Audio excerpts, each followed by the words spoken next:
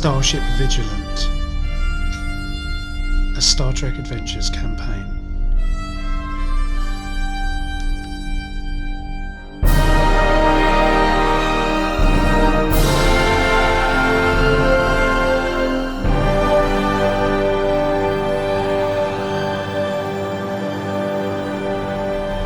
So tonight is the 13th of March, I think, 2024.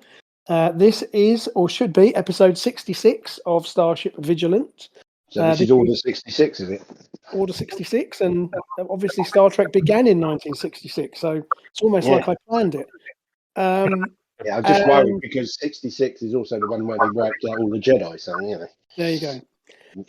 So tonight's episode is Deliverance Part 2. So joining me tonight we have Mike playing Kaz, we have Kerrin playing Koleesh, we have Kevin playing Osterhagen, and we have Sarah-Jane playing Giara. So hello everyone.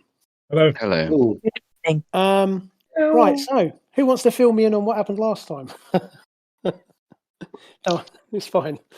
Well, if you don't, we're in trouble. I made some notes. So I'll try not to go on for too long. So basically, if you recall, you determined that the Iconian Oracle slash what was the name for the Locus? The Locus is the building. The Oracle is the ship slash device. Has been gathering information from all across the Shackleton Expanse and further afield. This information is all being pulled into the Oracle. And meanwhile, with the assistance of Lieutenant Terrin, you'd managed to disable the ability of the Oracle to jump away. If you recall, the Oracle has the ability to jump through time and space, and Terrin believes that she's managed to disable this function. And you've ascertained basically that the Oracle has a link between the Tilical technology and as far as you were able to ascertain, the Iconians had set all of this up because of their concerns over the effect of the Tilical being removed from their physical bodies for so long. And they'd apparently set up systems in place to kind of prevent this being a problem. But then the Iconians had suffered some unknown catastrophe. To this day, no one knows what happened to the Iconians. But it seems as if the Iconians had also disappeared. And so your hope is, or your belief is, that the Oracle, which is interfaced with the Tilical technology, it may provide you with the answer to being able to either retrieve the Tilical or to prevent them from coming back. It's somewhat unclear. In the meantime, it had been reported to you by Starfleet that there was a fleet of Romulan ships had been detected heading your way. Obviously, as we mentioned, the technology had become activated throughout the Expanse and further afield, and so it's become clear that the Romulans are on their way in some force to try and you assume to take control of the technology. If you recall, the planet that you're on is in open space. It's not technically controlled by the Federation or the Romulans, and so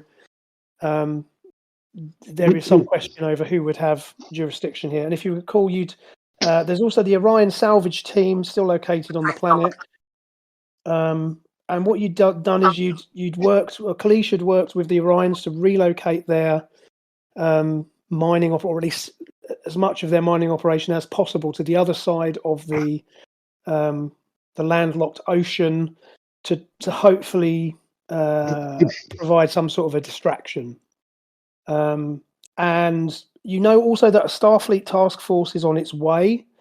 However, that task force is last time you were able to determine was at least a couple of hours behind the expected arrival time of the Romulans. You'd also You basically decided to have the Vigilant seed the asteroid field which surrounds Disathus with 30 photon torpedoes converted into mines. And you have received instructions from Narendra Station that the Locus and the Oracle are to be destroyed if necessary to prevent the Tilical technology and, well, the Iconian technology and by extension the Tilical technology from falling into the hands of the Romulans or any other interested parties, and that the Vigilant is considered expendable in this order. So, if all else fails, then that is your mission.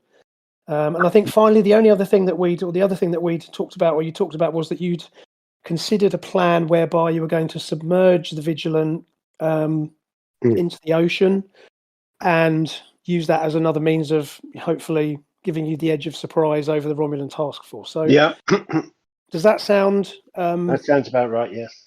Yeah. Does anyone have any clarification that they need? Because I appreciate we also moved unless you said it and I missed it. We also moved the mining operation, didn't we? that's correct. Yeah. So, and sorry, Steve, can you clarify? Is it a planet or is it an asteroid? it is a. I believe it's. That's a good question. It's within a I'm large pretty sure asteroid it's a planet because it's Okay. Disathus. The planet is called. So it's like, is it Disathus B? Yeah, but it is a planet. It's not Okay. it's not a moon. It's a planet. In the Disathus system. Yeah. And as I say, as you recall, it's surrounded by a fairly dense asteroid field, which of course does, to some degree, work in your favour because Romulan warbirds are a lot bigger than the Vigilant, and even you had trouble getting through it. Yeah, so it's Disathus 2.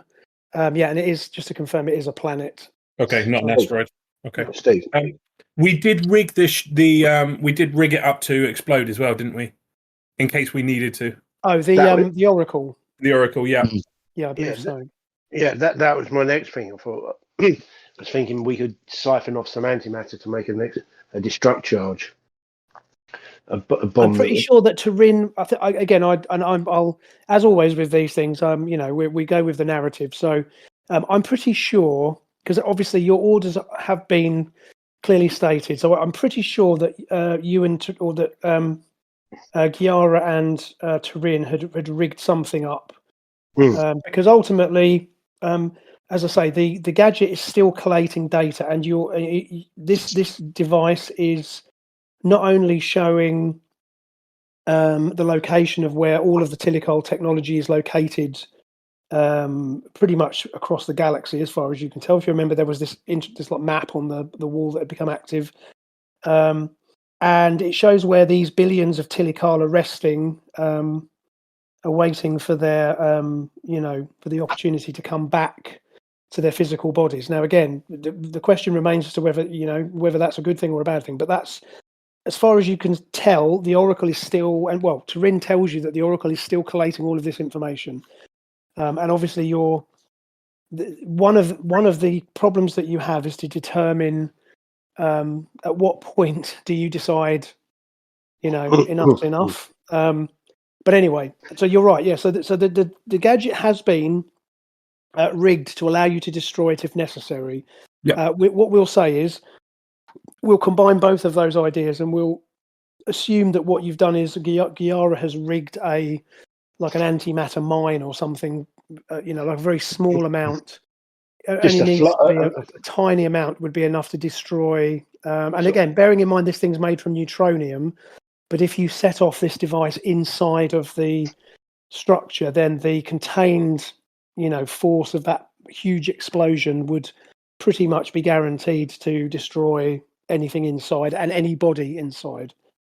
So good. So has anyone got anything else they want to clarify? Does that fit with what you remember? Yeah. Vaguely, yeah. Yeah.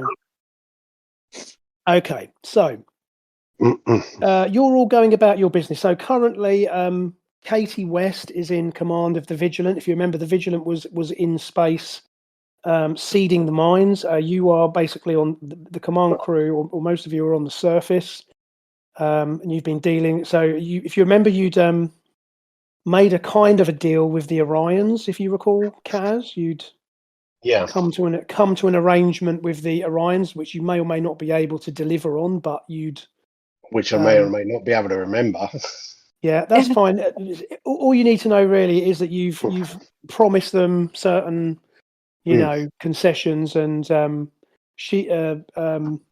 Tozhenko has agreed to assist, and obviously that then led to the cooperation with moving the base. So the Orion mining operation has been relocated, and certainly with the surface scan, the obvious source of habitation on the planet's surface will be this other location. Now, as we discussed, the alien pyramidy thing, which is the locus, of course, is still on the surface. However, because it is neutronium, constructed from neutronium, which sensors can't penetrate, certainly to a ship from orbit, scanning the region, they would see nothing. They would not, unless they were visually scanning, which is unlikely. They'd normally just use sensors, and they would pick up the energy readings from the Orion settlement.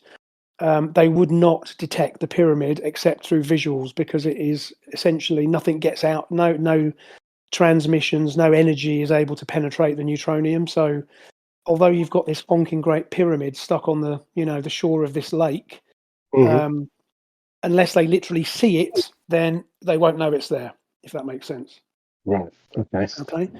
Okay. Okay. So you have your as you're all doing your thing, you get a report from so Katie West or your com badge beeps Kaz, and it's Katie West on the command channel, and she reports to you that they've completed the seeding of the mines. Okay. Now, she also reports that she can see that the Romulan fleet is massing, or has massed, on the far side of the asteroid field between the system's third and fourth planets. And it seems as if they are obviously holding back to assess the situation. Also, she reports that sensors have also detected what appears to be a Romulan scout ship, which is approaching the planet from deeper within the system. If you remember, those of you who are hopefully, so is that some of you will be familiar, but it's the little scout ship. Is it coming in a different direction? Did it come in with a fleet, or did it come in is it coming in from a different angle? Hold on a minute. First of all, if you have a look on your VTT, that's a little image I threw together of the Romulan fleet. So the scout ships are the little ships to the front. And yes, the scout ship that the Vigilant has detected is coming in on a different bearing. And Katie West reports that the ship has taken considerable damage, presumably because of its transition through the asteroid field. One would assume that the pilot is not as good as Davis or Kaz, and so the ship has sustained considerable damage to the extent that it's not able to maintain, presumably, its cloaking device, which is why you can see it. Okay. If any of our minds gone off? Well, this ship has come in on a different vector, and to be honest, you would set the mine. I guess you could. How did you want to set the mines up? Do you want to set them up as proximity mines, or as mines that you would detonate yourselves? Switch between the two. We set them up as proximity, but we could also have the ability to detonate them as and when. As long as the asteroids are going to take them out. Okay, I mean that's totally reasonable. So why don't we? I'll tell you what then. Okay, so let's switch. So our point of view switches to outer space and this expensive special effect of an asteroid field with, and you see this Romulan scout ship is coming in at a relatively sedate speed, given that as I say, it's taken damage already from its transition through the asteroid field. Now you've obviously, or at least I assume, you've concentrated the mines in the asteroid field around, closer to the planet, basically, right? Yeah, basically on to cover sort of like any approach. to us, got up from our side of the planet. So there's no point like covering the rear of the planet. But as I say, anything that comes in. Yeah, no, that's fine. It's. I think what we'll do is let's So right, why don't we get somebody to let's just roll a d6 first of all. So can somebody just roll me a d6? 1 to 3 is a detonation. We'll take Kerrin's then. So Kerrin, you've rolled you rolled the first one there. So okay, so what that tells me is randomly that the Romulan scout ship passes close enough to one of the mined asteroids that it sets the mine off. So what I'd like you to do is, can you roll me, please? Let me just have a little look here. Let me just check and see what. Let's have a look. So we're gonna have a little go and do some damage to this thing. Steve, if the damage it had initially taken was anything other than bludgeoning damage from asteroids, would it have like residual markers on it? Would you be able to tell if it was from phaser fire and stuff like that? Oh, certainly, yes. Yeah, I mean, to be honest, yeah, your report from the Vigilant is clear that it's been damaged by asteroid impact. Okay, cool. So what's happened is the things come through the asteroid field, and as I say, the pilot's obviously not as hot as your pilot. So although the Vigilant, took some damage, some superficial damage, but this thing's had a good beating. So what I'm going to get you to do is, can you roll for me, Kerrin? Can you roll for me 5 d6, which would be challenged? These are your damage dice for the photon torpedoes. Okay. So if you can just roll 5. Okay, that's a 6. Okay. So that's a 6. 6, 5, 4, 4, 5, 3. 6. So that's so that basically. So okay. So what that means is, so that the ship has taken 6. It's taken 4 effect dice. So what that means is it's taken 4 points of damage, which is just straight damage, but it's also taken what we call effect. And on a photon torpedo, the quality for a photon torpedo is what we call high yield. So what that means is probably nothing good for the. Okay, so what happens is, so essentially, you've actually inflicted 2 breaches onto this Romulan warbird. So what I would like you to do for me is, if you can please roll me roll me a d20 first of all. Okay, so that's a 1. Oh, communications. Okay, so scale 2. And can you roll a d20 again for me, please? Okay, so because the Vigilant is returning to the planet, obviously, and you've got these mines mapped out. So Katie West reports that the Romulan ship has taken damage from these two, from this mine going off, and essentially her scans reveal that the ship has lost communications and has also lost its computer, as the computer system is damaged as well. So the ship is basically out of control. It's still got life support. Its engines are still functioning, but basically it's in pretty bad trouble. And as she watches, however, she sees there are 2 shuttle pods detach from the scout ship and burn away towards the planet's surface, taking evasive action as they go. So these 2 small like shuttlecraft basically detach from the main body of the assault of the scout ship, and on her display she sees that they're burning for the planet's surface. They seem to be undamaged, but the Romulan scout ship is, as I say, is tumbling and is pretty badly damaged. What's the crew of a scout ship? Do we know? Crew of a scout ship. I'm going to just go with a crew of. Let's just go with a crew of 20. It's a scale 2 ship, which is not very big, so I'm just going to go with it. Let's say it's got a crew of 20. As we know, the Romulans aren't big on comfort, and so yeah, an equivalent Federation ship would probably have less crew on board. But this one would, as far as you know through intelligence reports, it can carry a crew of 20. But again, obviously, these two shuttles have detached and are now burning towards the planet's surface. They've kind of taken evasive action, taken advantage of the fact that of this explosion, and they've dove away from their mothership and have dived down into the atmosphere. And they are heading towards your location, or at least towards the ocean. Okay, so that Romulan scout ship, for now at least, is effectively out of commission. Like I say, it's taken significant damage. It's basically sort of half destroyed because it's taken 2 breaches. It's pretty badly damaged. So, as I say, it's kind of out of the picture, at least for now. Okay. Yeah. Mm-hmm. Well, Yeah. Right, so what would you like to do now? So the Vigilant is basically is returned is coming back to the planet because they've completed the seeding of the mines. As I say, you've determined that the bulk of the Romulan fleet is waiting. Is at the moment at least is waiting further out into the asteroid field, at the edge of the asteroid field. What's the current Federation Romulan experience? What's protocol when meeting Romulans?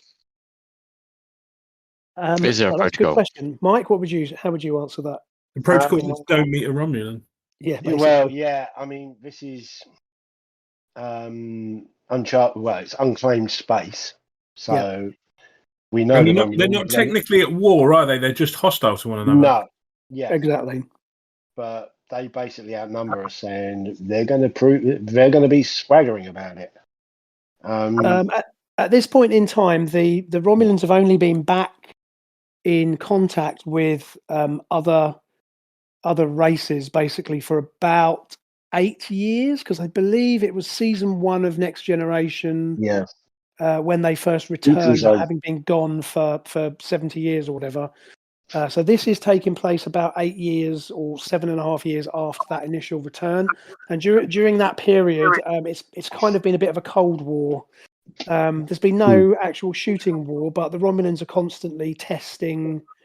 They're kind of testing Federation resolve. I think it's fair to say. And there have been occasions where the Federation and Romulans have worked together, but those have been individual isolated incidents. But generally speaking, there's a kind of I'd say like a Cold War situation going on. Yeah. So yeah, that's probably the best way to describe it. I mean, effectively, they're acting as the Klingons did in the original series, aren't they? That's the book club. I mean, they certainly won't hesitate to shoot if they feel it's warranted. So they're not afraid of a fight. Certainly, in terms of what their fleet is massing.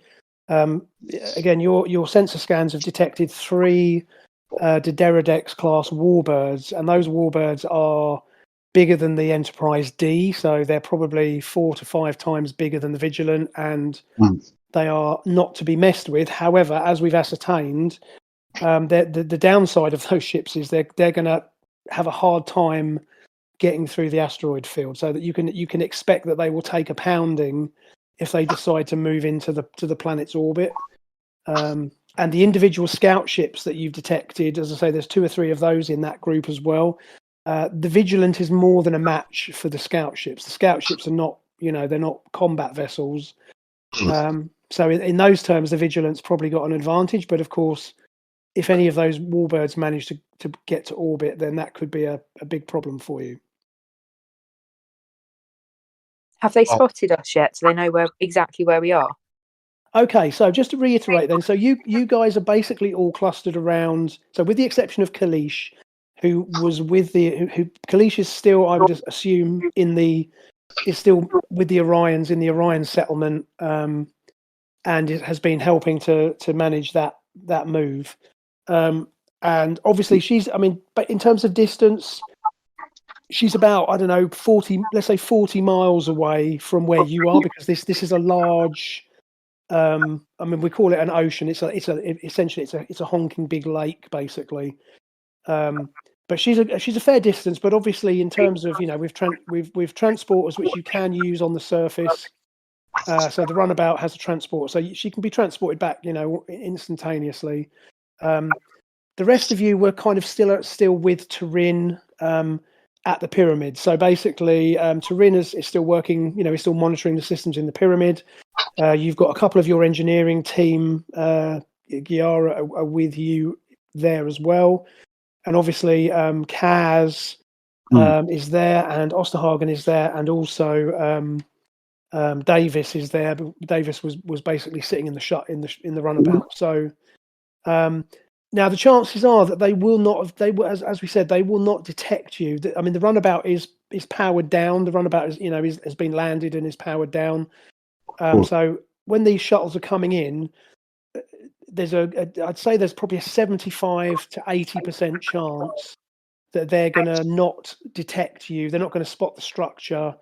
They're going to basically zero in on the Orion encampment, because that's exactly what they're looking. They're expecting that there will be habitation and technology at that site. Which is exactly what your plan was to distract them from the actual objective, right? Yeah. So basically, we want to keep them busy until the what I'm going to do is I'm going to let me just roll. Okay. That's not good. For them or us? Not good for you, because I just rolled a 92. So I'm going to say that they've actually detected the pyramid. Yeah. So there was an 80% chance that they would go straight for the mining colony. However, whether it's because the whoever's flying the thing is good with the sensors or whatever, but as you're monitoring them, you see that these two assault shuttles change their vector, or at least one of the assault shuttles. Let's say that. I'm going to give me 1 sec. Let's just try that. Okay, so one of the assault shuttles is still heading for the Orion settlement, and one of them has broken off and is heading towards your location. Okay, so we've got two teams here, basically. So Koleesh, you're with the Orions, and you've got obviously you've got some of your security team with you. Yep. So I'm going to assume that you've got there's Hendrix, there's Marconi. Yep. And there was one other. Can you remember who the other one? It doesn't really matter. But let's just we'll say you've got Zoe Morgan as well. Steve. There's you and 3 of your security team. So first question is: do you want to? Do you want to tell me whether they're all with you, or have you left any with the team at the runabout? I wouldn't have kept us all together. I would have split us, I think. So should we say 2? Should we say 2 with you, and then 1's with the other team? Sounds good. Yep. Okay, so we'll say Zoe Morgan is with the runabout, and then the other 2 are with you. Sorry, Mike, did you want to say something? Yeah, I'm assuming Vigilant didn't get wet. It's not underwater. It's still. Well, it's come back into orbit. So if you recall, they were on their way back. They detected the assault ship. So what do you? That was going to be my question to you. Is what do you want to tell the Vigilant to do, basically? Right. Okay. So I'm assuming that the Romulan fleet have detected her. Okay. Okay. Let's go. Let's. Okay. I'm going to say there's a 60% chance that they haven't detected you, because given the fact that they're at a distance, don't forget also that the Romulan scout ship had its communications knocked out. Yeah. So I'm going to let's make that 65%. So if I roll 65 or less, then they haven't detected you. Oh, that's not what I wanted to roll. Never mind. Bear with. 10. Yay! Yay! That's a 12. What is that? That's a 12. I guess that's a 12. With 10 plus 2, isn't it? 12%. Okay, so right, so which made that other one 29, not 92. Yeah. So the good news is they haven't detected. Well, as far as you know, the larger Romulan fleet have not detected you. Yeah. Yet. So the Vigilant is, as I say, the Vigilant has returned to the planet. Don't forget also that the planet has the signature electromagnetic problems that all of these planets seem to have, which is probably also working in your benefit. So yeah. So the good news is, at the moment, you don't think that they've detected you. Right. Okay. So, question to the group: do we want to issue these guys a warning, or just take them out? My thing is the Starfleet way is to issue them with a warning to stand off, or deadly force will be used. I mean, it's not going to do any good, but I think we issue the warning. Yeah. I think we issue the warning because it's Starfleet. It's a Starfleet thing to do. Yeah. Okay. Yeah. Sorry, Okay. did Kevin just say yes there? That surprised me. Yeah. Sorry, He's not I paying attention. I think you must be I feeling thought- feverish, Kevin. It's all that Kevin, is that laminating. you? Is that really you? I thought Kevin? we were talking about jettisoning the warp core. Oh, no. No, that's later. That's Oh, later. Sorry. Okay, Apologies. so one other thing then, I was waiting to just see which way you jump with that, but the good news is, again, working in your favour, is do not forget that because these shuttles are in the atmosphere, the chances are that even if you do make your presence known, you hail them, they will not be able to get a message out to the Romulan fleet because, again, as you know, you were unable to communicate, or at least very, very spottily to communicate with the Vigilant from the surface. Yeah. So the chances are pretty high that at least, they're not going to just be able to send a message and go, "Oh, be warned." So that's something to consider. Okay, Kaz, go ahead. Why don't you issue them with a warning? Right.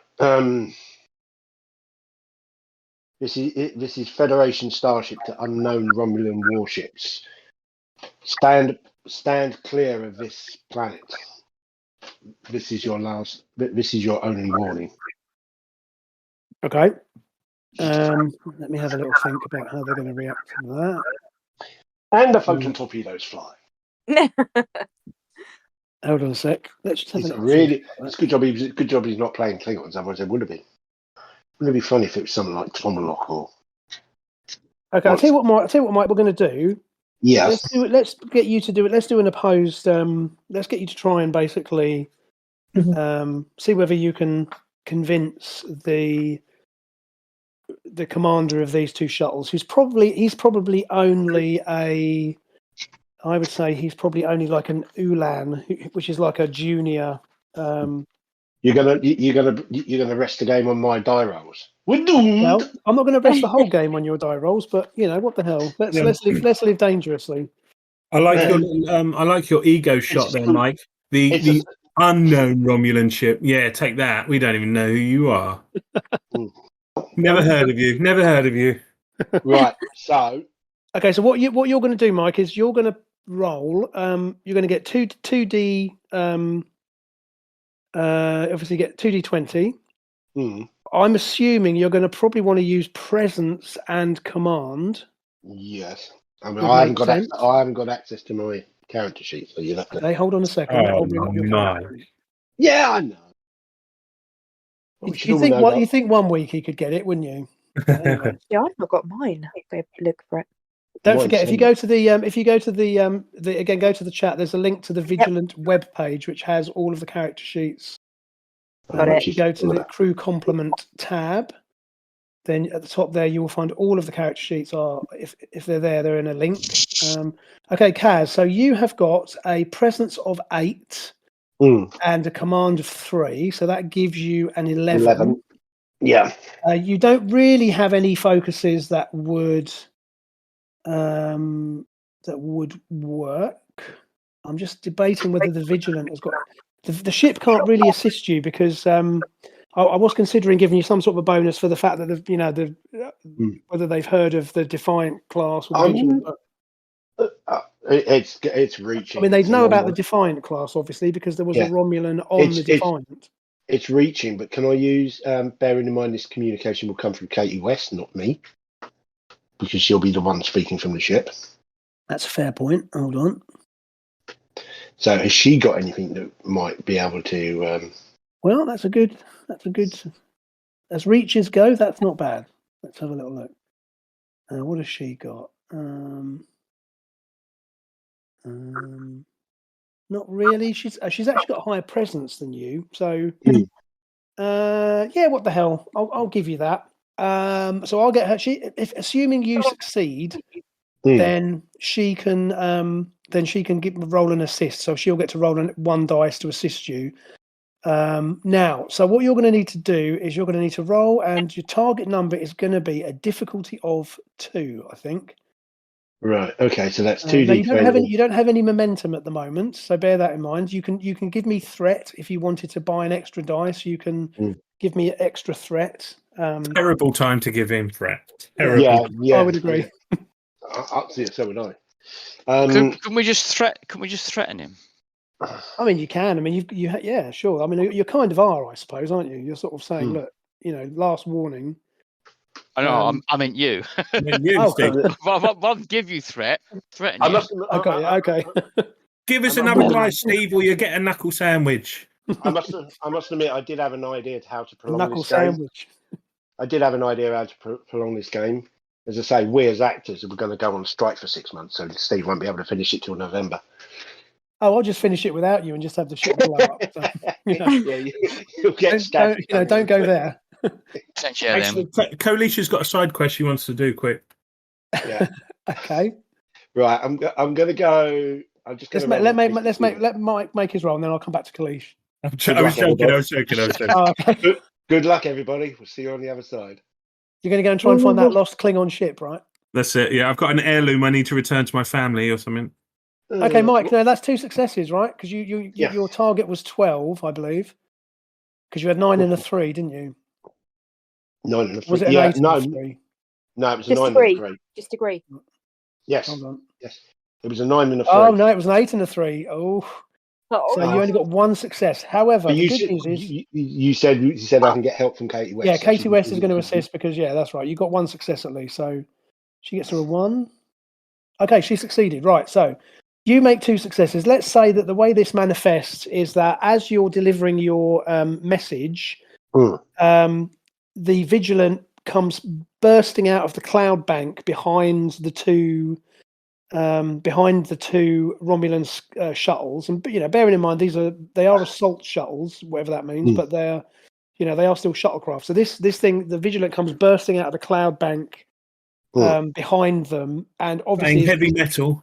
Yeah, exactly right. Playing some Motorhead or something from external speakers, and these 2 pilots are they're kind of certainly thrown by this because they heard your message, and then the ship comes bursting out of the clouds behind them, and they basically fly the ship through between them to kind of force them to break off. And the 2 shuttlecraft, at least initially, what you see is they begin to climb back for atmosphere. They're climbing back for space. So they make a as I said, they take evasive action and they start climbing. So it's up to you whether you want to get the Vigilant to follow them or how you want to play that. But basically, they've certainly, if you haven't dissuaded them entirely, then you've succeeded in stopping them for now, at least. As I say, they're either trying to evade Vigilant or they're legging it back. We use the Vigilant to follow them up and see them off our property. Tractor beam? Can we? Because if we capture them, surely we've got a bit of leverage then. You could do it. You could use a tractor beam. Vigilant's got a tractor beam for sure. Yeah. Okay. Because otherwise they'll get back to their fleet and tell them what's going on. Yeah. Okay. Let's see. Okay. Yeah. Tractor both of them if you can get it. Okay. So Katie West. So she orders the tractor beam is switched on. The Vigilant is a scale 3, I think, and if I remember right, the Vigilant is a scale 3 and the shuttles are a scale 2. Yeah. Which basically I think means that you can capture them and there's not much they can do about it, honestly. I'll tell you what I might do. I'm going to get them to. They're actually going to open fire. Okay. Also, get 1 second. Just so the Vigilant's got a. The Vigilant has got a 3. Its tractor beam is strength 2, which I'm pretty sure means it can capture anything up to size 2 without any problem. So you've basically tracted them. And the two shuttles are kind of, again, I presume you're kind of watching this via relay because you're not on the Vigilant, right? Yeah. And these two shuttles are kind of shaking violently as they are obviously caught in the tractor beam, but they're trying to break free. And those of you all know that they're not going to be able to succeed because the Vigilance tractor beam is too powerful for them to break away from. However, so one of them is going to take a shot because he's an idiot. Okay, so I'm going to let him have a go and see whether he can actually hit you. So just bear with me 1 second. This is where Steve cashes in all of that. For every mishap we've had, every 20 we've rolled, and guess what? He's going to destroy the Vigilant. Well, he gets a Q roll where he can do whatever he wants. What I have done is I have spent a point of threat from my threat pool just to make them do that, because I think reasonably they probably would. One of them would have a go because they're Romulans and they don't take kindly to being told what to do. So I'm going to assume he's going to try and make. I think they're hard enough. Exactly. Come on if you think you're hard enough. Okay, so let's have a little look here. So they're going to roll. So we're using MP. I'm using NPC. So I'm going to say they're basically crew quality of. I'm going to say the crew quality is proficient, which means they've got attribute of 9, discipline of 2.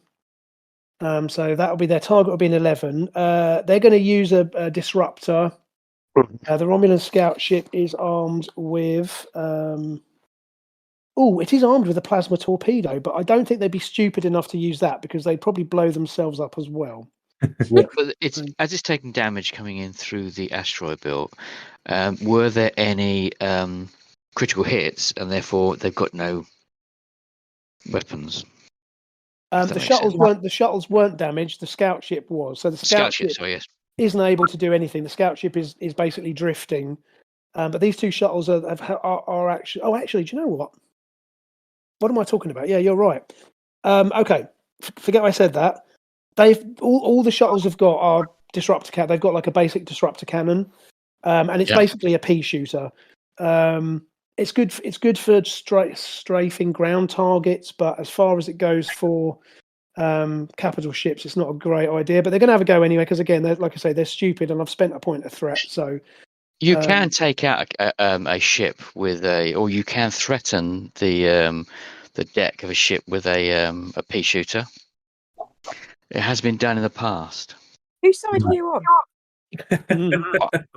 I was just blowing my own horn because I've done it. I'm just. Wait a minute. Are those pointed ears really Vulcan?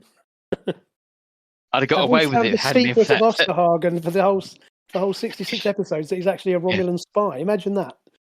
Yeah. Kevin, why didn't we think of that before? I can imagine that, actually. I can.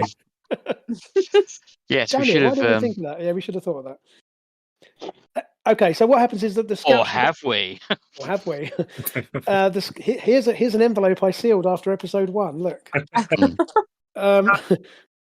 Okay, so the shuttlecraft. This one shuttlecraft takes a pot shot at the Vigilant. It missed, or I say it missed. I mean, basically, I'm going to say it hits, but it doesn't do any. It doesn't have any effect. The shields are up, and this thing sort of shoots this little pea shooter at the Vigilant, and it does nothing. So Mike, do you want to respond to that, or do you want to just retaliate with full force? Yeah, we return fire. Quantum torpedo. Actually, pinpoint fire. If we can just knock their engines out or something. Okay, so you want to try and target fire? Okay. Yeah, because they're not. All right, they've been. Okay. So what we're going to do is we'll get Katie West. I'll use Katie West's stats because she's near. And we'll just use that.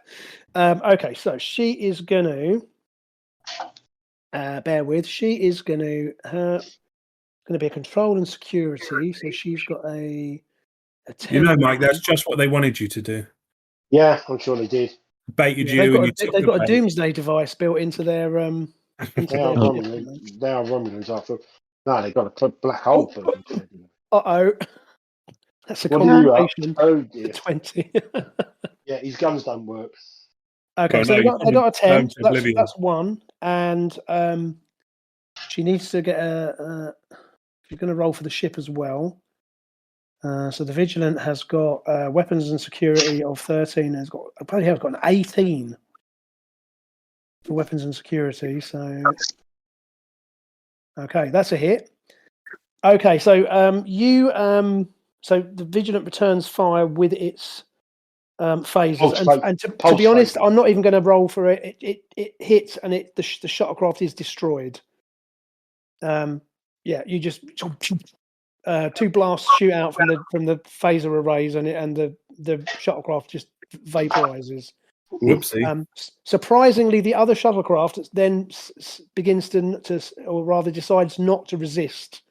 And so they shut their engines, or they obviously keep their engines on to stop them from falling, but they're not straining against the tractor beam anymore. Yeah. However, unfortunately, that 20 means that the Katie West reports to you that sir, we returned fire. One of the shuttlecraft has been destroyed. Vigilant took no damage in the exchange. However, one of our phaser emitters has overloaded. We're making repairs now, but it's going to be out of action for the next 30 minutes or so.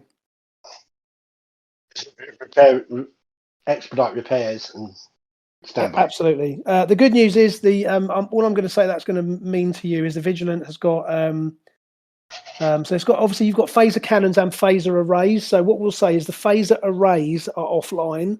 However, the phaser cannons are still active. The photon torpedoes are still active, and obviously quantum torpedoes are still. Actually, no, you haven't. Yeah, because you got rid of. I think you kept your quantum torpedoes, didn't you? You got rid of all the photons to use as mines. Yeah. But you kept your. That was right. I know we dropped one and kept the other, didn't we? Yeah, so you got used the photon torpedoes, but kept the quantum torpedoes.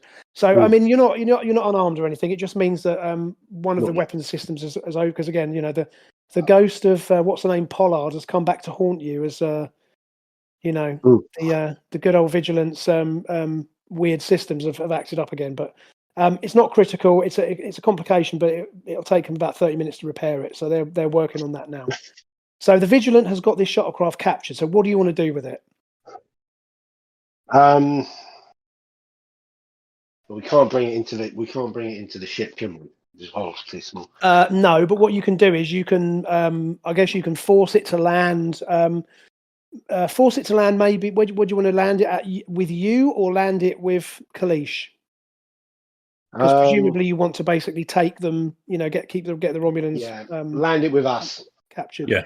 Simply because there's more. It's this is where the party's happening.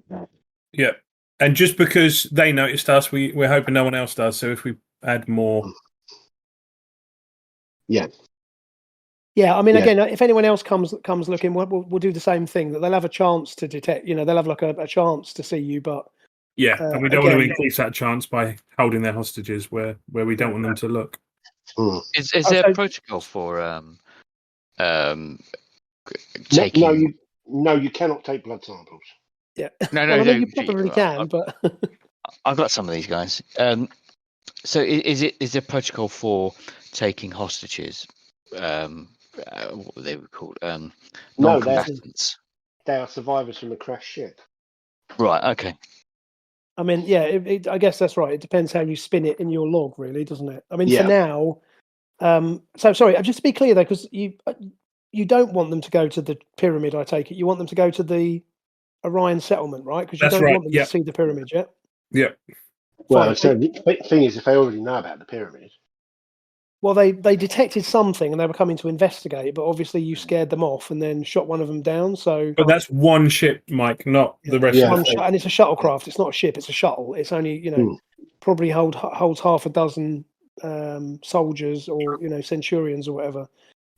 Okay, so listen, the Vigilant then basically forces at Koleesh's location, which is I think I've still got a picture. So Koleesh is over at the old mining outpost. I've just changed that image again. So Koleesh is over at the mining outpost. So you see the Vigilant comes in, and it's got this shuttlecraft in a tractor beam. So it's a green shuttlecraft because obviously it's green. and the Vigilant basically forces this thing to the ground, and the Orions sort of pile into because you've obviously got a lot of Orions working with you as well. Yeah. So they can sort of march onto the shuttlecraft and they drag out these Romulan Centurions. There's 6 of them, and I will assume you disarm them, and Koleesh will you maybe search them for communicators and whatever. Yep.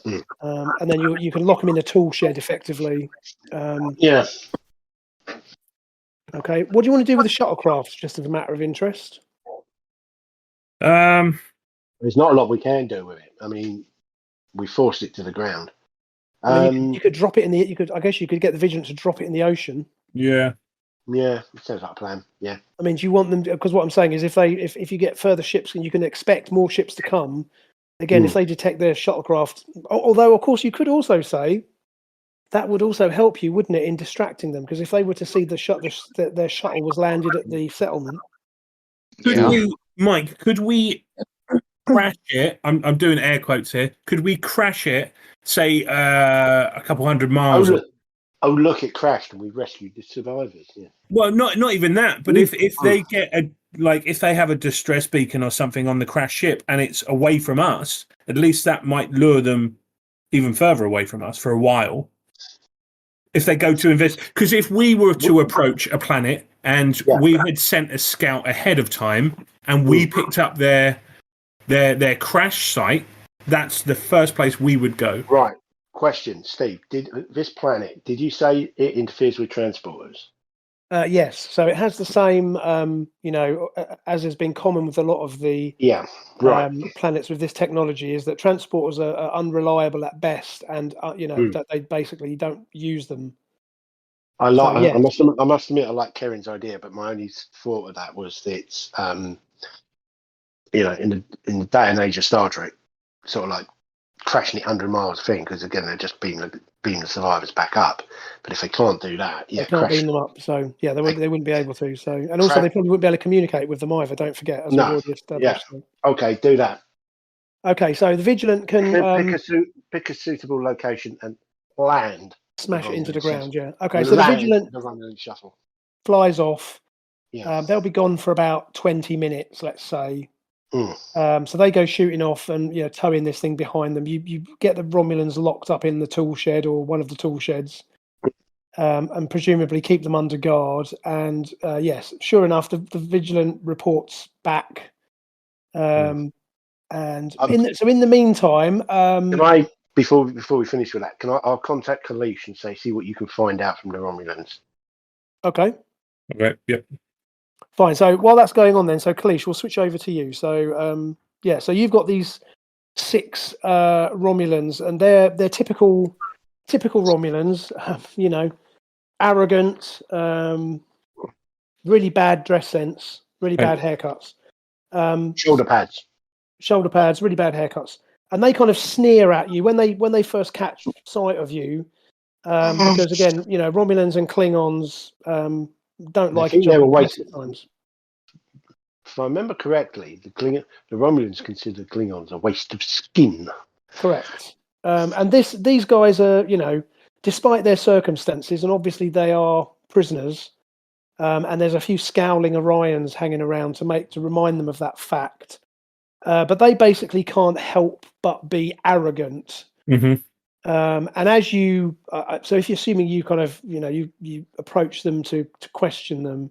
Yeah. One of these guys stands up, and he's presumably the senior officer. Now, you can tell from his rank insignia that he's an Ulan, which means he's basically the lowest ranking officer. So he'd be the equivalent of like an ensign in Starfleet, and he's obviously the guys with him are troopers or enlisted.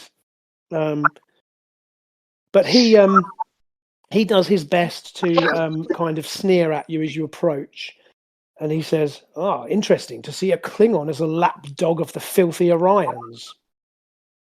Okay. My first question to him would be... Is face or stomach? It would be a backhand. So a backhand across the chops. And then I think I'll ask him how many lights he can see. No. Sorry, what? what you actually ask him is how many stars he can see, and then slap him in the face. And then lamp him with a 2x4. Yeah. Okay, so yeah, I mean, but again, you've dealt with Romulans for your whole, essentially your whole career, and they can't help but be sneery and arrogant. Basically, Yeah. that's their kind of methodology. So you suspect he's probably beneath it all. Is actually probably worried. Yep. But anyway, he'll sort of face you down as best he can, and so yeah, you can ask him, ask away, and we'll see how we'll get you. I'll give you a chance to intimidate the hell out of him. Yeah. Okay. So I know Koleesh knows all of that, but she's still Klingon and she's still proud. So Yep. she will state that the Klingons are lapdogs to nobody. And I think she will just sort of demand, what is their business here? Why are they here? Because I don't want to give anything away. I want to start by, just start broadly. Okay, well, he just says, I have no obligation to answer to you. This is an open planet in unclaimed space. You have no right here, neither you nor your Starfleet paymasters. Okay.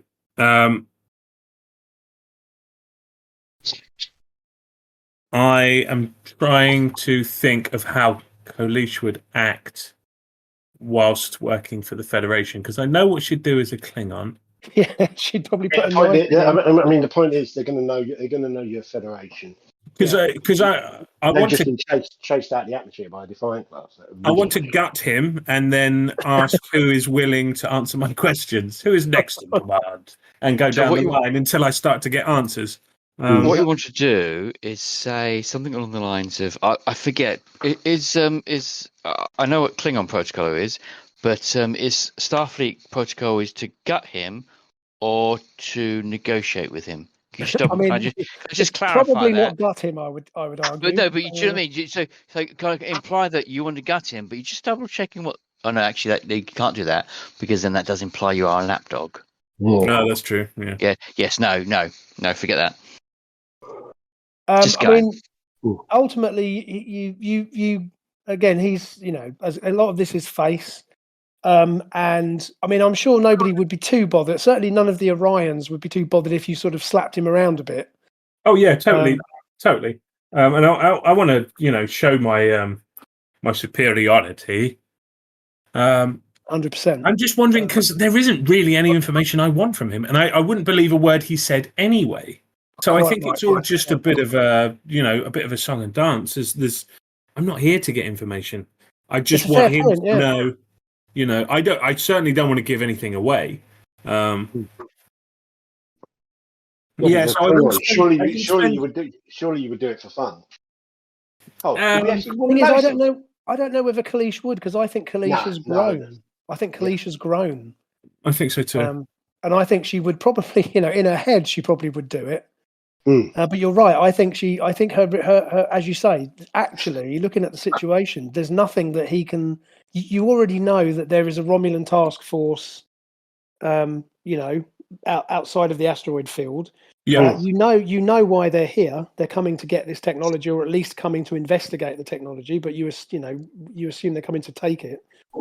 And yeah, you're right. You've got nothing to gain here. So you said that although he was standoffish, I could tell that he was intimidated and he was scared. Absolutely, yeah. So the sort of information I'm looking for is to tell whether or not he does seem worried, or if there is an arrogance there, as in, oh, people know I'm here, I'm going to get saved in a minute, or if he feels more like, oh shit, I'm on my own, I've got to think of a way out of this. Well, what I'll get you to do is you can make a. Let's get you to make a I would say probably insight and security. Okay. Which is so that's going to be 12. It's total 12. I'm also going to let you use the focus of negotiation as well. Okay.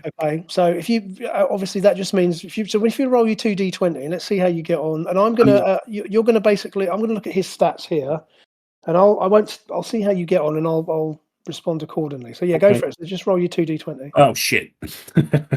Okay, no, that's okay. Complication and a success. Okay. So Okay, so because you basically that's an opposed, obviously that was an opposed check. Yeah. So yes, okay, so you are able to tell that he is confused. So he's not arrogant, as in I'm expecting my fleet to come bursting in here. You realise that they were not expecting there to be a Starfleet or a Klingon presence here. Yeah. Okay. Okay, so they've come to investigate this. You suspect, and from your intelligence reports and events that we've seen before, that the Romulans have been keeping an eye on this situation, and you suspect this fleet of ships is probably they've probably had that group of ships standing by on the border, anyway. Yeah. And they've come here hoping to get onto this planet and basically stake a claim. Yeah. Thinking if they get here first, they can, intimidate the Orions out of it, and then they'll have the legitimate claim to this planet and whatever, technology they find before Starfleet arrives. So the fact that you're here, Yeah. and that Starfleet is here, he seems thrown off his balance by this, even though he's trying to bluster it out. You can get all of that. Now, as far as the complication goes, I'll let you. If you want to give me a point of threat, I'll let you buy that off. Okay. Unless you can, or else I'll let you come up with a complication. If you can come up with a good. So I think in trying to ascertain information from him, he's probably a bit more witty than I am. Not witty. Devious and cunning, let's say. Definitely. I've probably slipped up a bit of information that I shouldn't have. Okay. And so what as a group, what shall we say that he's gleaned from you? Should we say he's gleaned from you that the Vigilant is the only ship here? So yeah, I was thinking either that the size of our force, or the fact that we're at a false location, or that we have a fleet coming. We've got our own backup coming. I think those are one of the three things I possibly could have. I would, because I say it would be no reason to mention the fleet. I think probably the best one to work out is that the Vigilance, the only ship here. Yeah. The reason, Mike, I think that I could have mentioned the fleet is if I'm trying to show how superior we are, and he's, if he was talking about his fleet, and I'm like, well, when our fleet gets here, it's going to be, if he had goaded me that way. Fleet. Kerrin, I'll let you decide, because you rolled all of those are perfectly valid. I think they're all really good options. So I'll let you just roll a d. Just roll a d6. 1 to 3, 1 to 2, 3 to 4, 5 to 6. All right, do you want to do that, Kerrin? Just roll a d6. d6. Okay, let's do that. So the first, so 1 or 2 is the size of our presence, so just the Vigilant. A 3 or 4 is going to be that we're currently not at the right location, and a 5 or 6 is the size is that we have backup coming. Okay, excellent. Let's do that. Yep. Go for it. Okay, so so you've let slip that there's backup coming. Yeah. You haven't told him. He doesn't know what size, but you just let exactly as you described it. You're laughing now, Romulan, but once our fleet arrives, Now, obviously, at the moment, he can't do anything with that information because you've got him locked in a proverbial tool shed. In fact, an actual tool shed. And again, I'm gonna assume that there are numerous Orions who are more than happy to keep these Muppets on ice. For the time being. However, it's something to bear in mind if he is rescued. Yes, then they have that info. Could prove an issue. That's a really good way to resolve that. So thank you. That's perfect. Bearing in mind, you're going to leave Romulan prisoners in a tool shed with Orions and power tools. It's not a perfect plan. It's just a plan. I'm just pointing out that Orions and Romulans and power tools in the same shed, close proximity. Anything might happen. You know the drill. Boom, boom. Right. The drill. Okay, so we'll go back over to so Koleesh has got the situation in hand. In hand at the Orion encampment. Again, the Orions are actually getting quite riled up. They're actually quite spoiling for a fight now, which may or may not be a good thing. But whereas before they were kind of on the fence, if not suspicious of you. Of course, now that they've realised that this is these Romulans are a legitimate threat, and obviously nobody likes the Romulans, right? Apart from maybe Their own nobody mothers. likes the Romulans.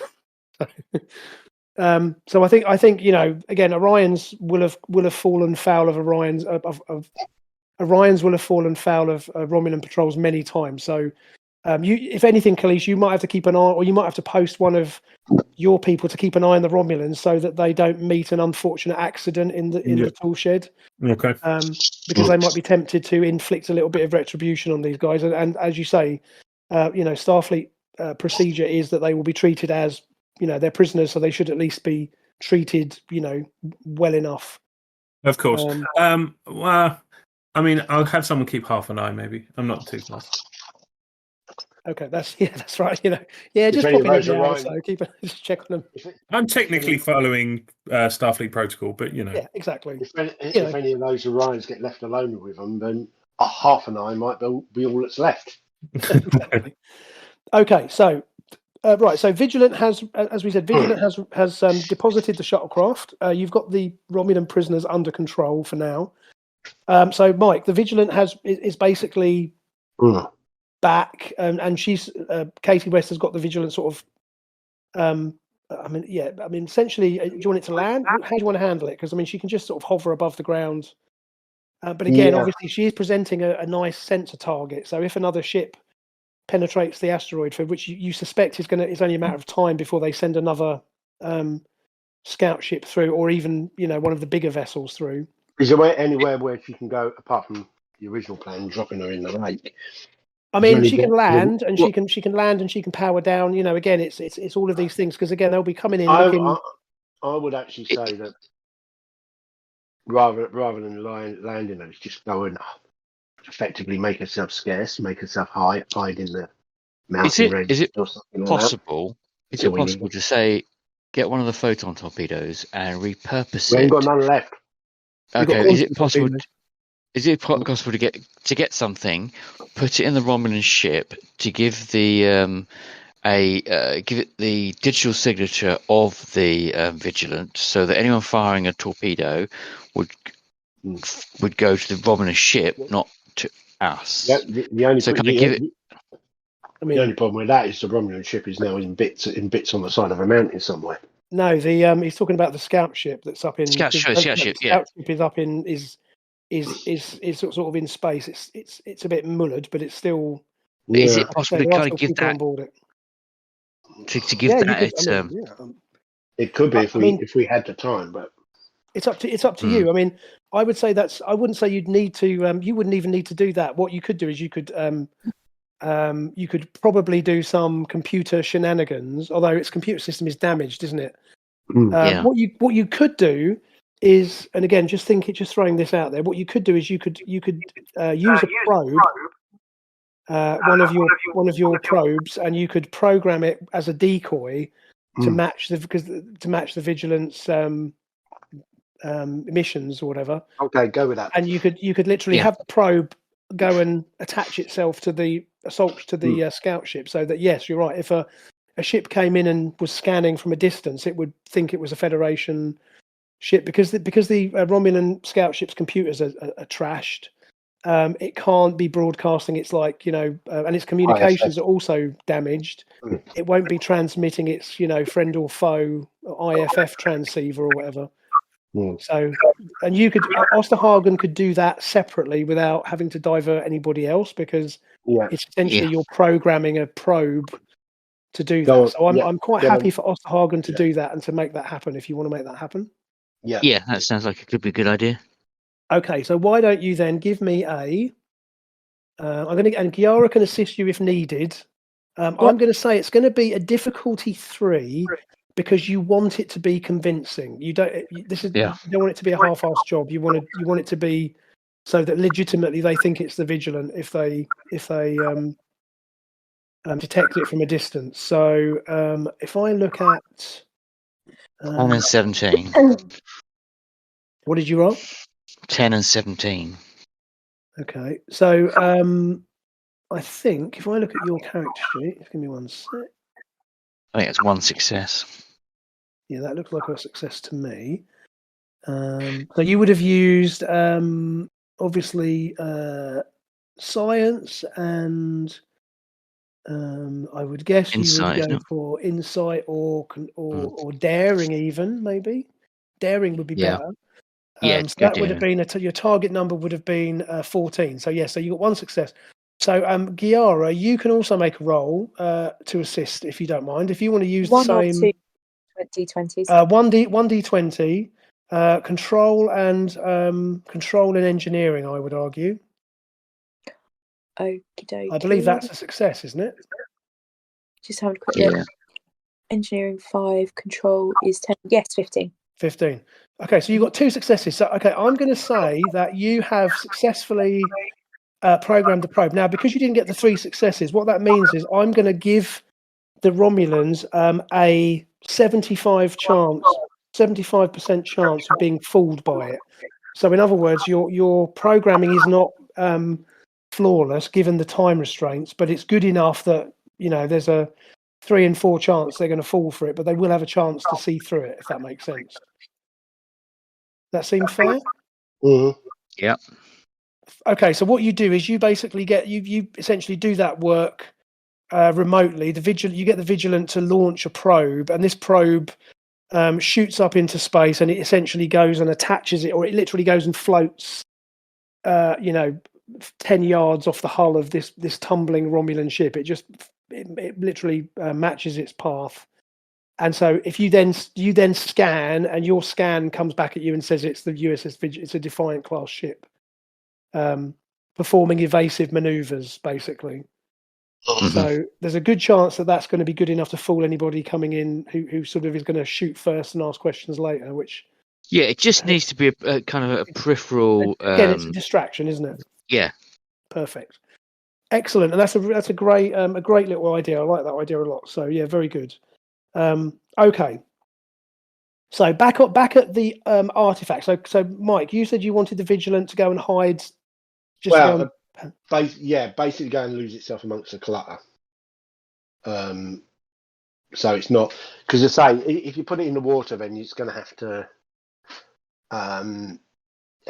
get out of the water.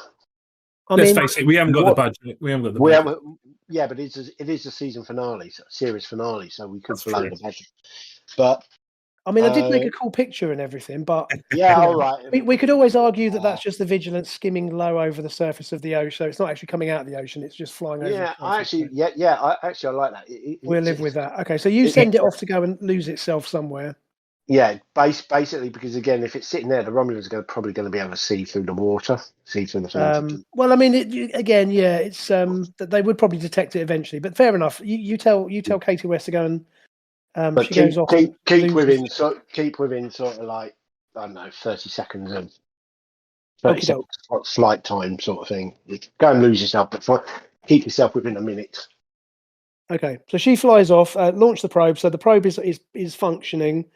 So back in the pyramid. So while this has all been going on, Turin comes to find you and Giara and Osterhagen, and she reports to you that the information is still being received, and she says that the systems are they're keeping up with the data transit, and she doesn't know how long this is going to continue for, but it's still pulling in amounts of data. And she also advises you that she's located a potential means of getting the Oracle to generate a like a force field around itself if required. Tell her she's just earned her pay for the week. Okay. She says, Captain, I have been absent for 103 years, so in fact I am owed quite a significant amount of back pay. But bloody Vulcans. I believe you were on I believe you're on a 0 hours contract. So that's true. Yeah, that's very true. That's fine. I tell you that 23rd century wasn't as liberated as the 24th century. That's for sure. Okay, so she says, well, she says, thank you, Captain. I will. We should be able, if it becomes necessary, we can have all personnel assemble in the control room, and the force field will be sufficient to protect us at least for a short time from any sort of assault. Okay. But again, that's an option that you have. Just again, if they send more troops down, it's something to bear in mind. But also, of course, you're still considering whether you're going to blow it up. So that's the other. Yeah. Okay. So right. So she's still sitting there fiddling around with this equipment, and meanwhile, you receive a coded transmission from Vigilant that her sensors have detected that one of the Romulan warbirds is attempting to transit the asteroid field. Okay. Can you beam it down here, sort of like run us. Can you say? Can you show us? Can you show us your sensors? Okay, so she can. I guess you can send it to your tricorder, or because again you're in the device, not in the ship. Can you send the projection of the image? So what is it you're trying to find out? No, I just want to, because obviously she's going to have visual. Has she got visual images of this happening? I mean, she can show you a tactical plot, and you can see one of the larger sensor readings has detached itself from the main body. As I say, there's three. So one of these warbirds has basically started to make its way through the asteroid field. Now, if you imagine it's the scene from Empire Strikes Back with the the Star Destroyer with its little lasers going pew pew pew. So this warbird is like lumbering through this asteroid field, and if we were to have a vast special effects budget, you'd see this ship that there are like smaller asteroids kind of bouncing insignificantly off the hull, because this thing is huge, isn't it? These things are, I don't know, they're like a couple of kilometers long, aren't they? Yeah, I mean, as I say, the Enterprise would be dwarfed by them, and the Enterprise is big. Yeah, the Enterprise is like I don't know, 1,000. No, it's 1,500 feet long or something, isn't it? Anyway, doesn't matter. Point is, this ship is making slow. It's coming through the asteroid field, and you're advised that it's going to be within range of the outermost minefield in about 10 minutes.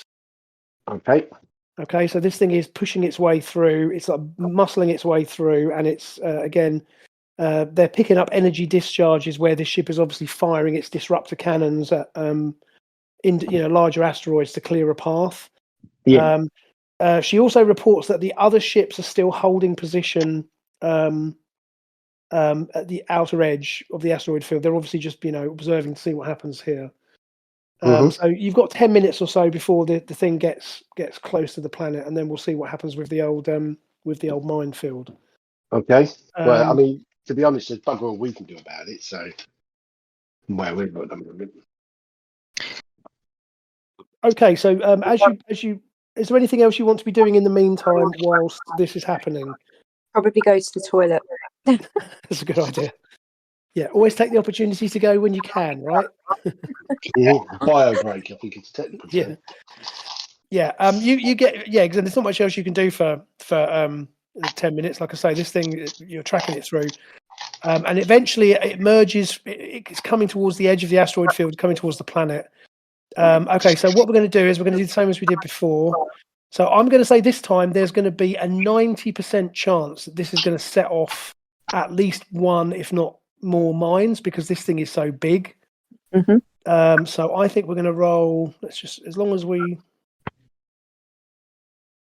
Excellent.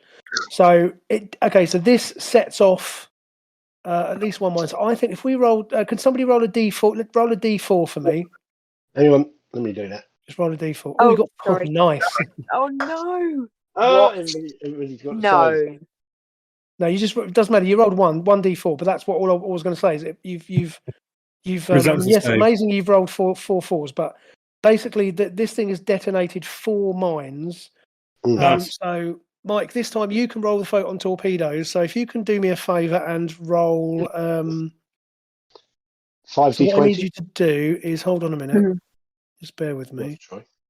Okay, I need to just find the Vigilant. Okay, Mike. So each photon torpedo has got a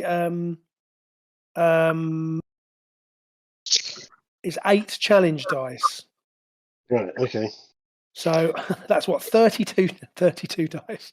So I I've think got if to you roll. just roll 8, and then we will average it. I think I'm not going to get you to roll 32 And dice. that's That's ridiculous. 6 dice. Yeah. No, 8 d6s. Right. Hold on, wait till I'm 1, ready, and I'll make a note of the numbers. Go for it. 4, 5, 6, 7, 8. 2 more. 8. Okay, and a 4. Okay, so that means you're taking. Hold on a minute.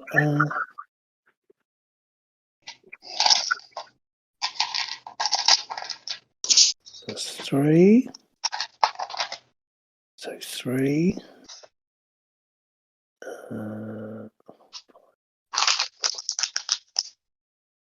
Oof. Right, so first things first, it takes 20 points of straight stress damage. Yeah. The shields it's got shields of 13, so 7 points of damage get through. They also have got we said that the photon torpedoes have got, they're vicious, aren't they? Photon torpedoes, no, sorry, high yield. So high yield means that they... Oof. Okay, so here's what you're going to see on your display. You see that? Can you see that? Yeah. It's good. Okay, so that ship is essentially, it is crippled. Okay. Obviously, this thing is huge, but I'm not going to go through rolling all of the individual. Actually, let's do the breaches. Let's do the breaches. Why the hell? Why not? Bear with me. Okay, so what you're going to do is, I want you to roll for me, Mike, please. Yours.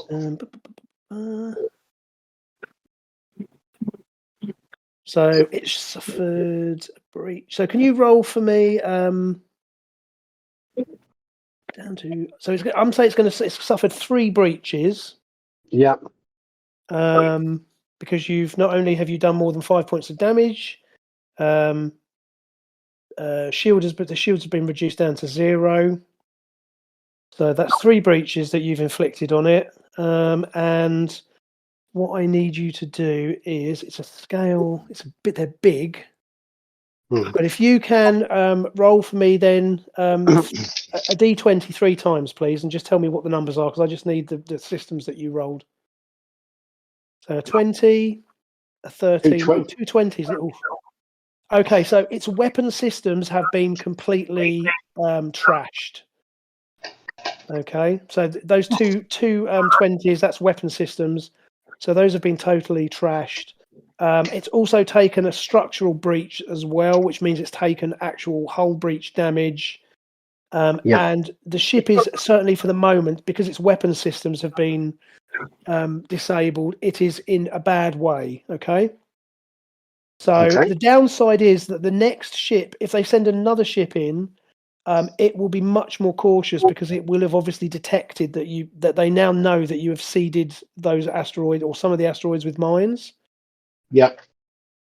And also we've set off. So the scout ship took 2 mines, and then this one took 4. So that means 6 out of your 30 mines have now been detonated. Okay. Yep.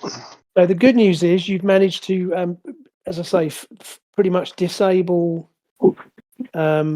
You've managed to completely disable the Deliverance, and the scout ship is still, again, as you know, you've set it up as a decoy. But there are still 2 of these Deliverance class ships out there, as well as a few other smaller, scout vessels as well. Yeah. Okay, but certainly that this will give them pause, because again, the Romulan, those ships are hard to take out, and you've managed to pretty much cripple it. Yeah. Very lucky with the 4 there, I think was a good result for you. I think if we'd gone through and rolled it all fully, then it probably would have been in much worse shape. But I just don't want to drag. I don't want to degenerate into a pile of dice rolling. So I've just averaged that across. Hopefully you're all okay with that. But anyway, it's pretty much down for the count. Mm-hmm. Cool. And that also means you get to paint a little Romulan thing on the Vigilance hull, because that's 2 Romulan ships you've taken out. So Scout on the Deliverance. Well, we haven't technically taken it out yet. It's still. yeah, it's not. It ain't going anywhere in a hurry. Put it that way. Yeah. Tompkins is already outside the airlock painting. I bet he is. Yeah. I think what you can also do as well, Mike. Can you roll for me? So can you just roll for me a percentile dice, please? So that's 10-10, isn't So it? 2d10 will do it. Oof. 55. So 56. we'll go with the first number. Obviously, it was a 5 first, then a 6. Yeah. So the ship has taken 50% structural damage, essentially. So it is in really bad shape. Mm-hmm. Okay. Right, good. So back to the planet's surface then. So you've managed to so you're back on the old you're back at the old pyramid. Okay, so again you've observed this going on. Obviously that's a really good result as far as that goes. So Talin, did I say Talin or it's not Talin, it's Turin, isn't it? Yeah, Turin. Okay. So Turin comes to find you with one of the engineers, because obviously you had at least one of your engineers with you, didn't you, Kiara? Yes. Can you? I don't suppose you can remember who it was. It doesn't really matter. I can't remember the name. No, I did have one though. Okay, well let's say you've got. I think you had I think McHugh would have stayed on the ship, but I'm sure our dedicated listeners will be able to. Will be shouting at the Pick out the continuity area. Yeah. I'm going to say you've got. Please put something in the comments below. Yeah, that's right. Please comment below. Well, I'm going to just go randomly with Kestra Ballon, who's one of your engineers. So she's sort of trotting after Turin, who's come running out to you.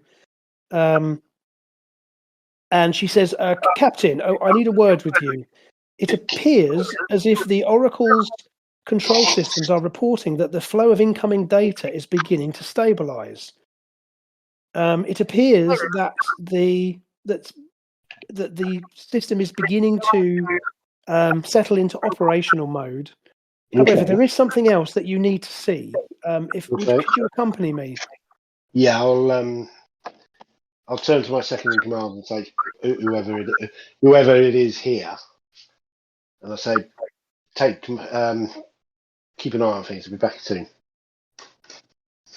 Okay, so you enter the Oracle and you go back into the control room. And she says, observe the circular portal at the that we observed earlier has opened, and there appears to be some form of energy reaction going on. And you can see that this circular hatch that you noticed earlier has opened, and you can see that there's like a blue, a familiar blue, which obviously is very similar to the energy that you're used to with the Tilical energy routings. Is flickering away, and Turin sort of pulls her tricorder up and begins to scan it. And as you watch, a beam of blue energy shoots out from the opening, and it envelops Lieutenant Turin completely. Ensign or Specialist Ballon sort of instinctively moves towards her, but you put your arm across her to hold her back as Turin is enveloped in this beam. Okay. And you can hear her let out an audible gasp, but then she sort of stands rigidly and opens her eyes and turns towards you.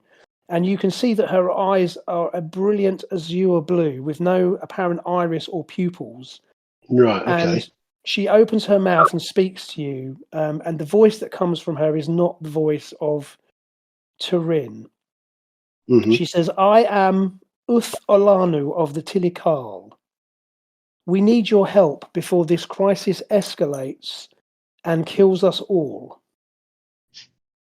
Go ahead. Yeah. Okay.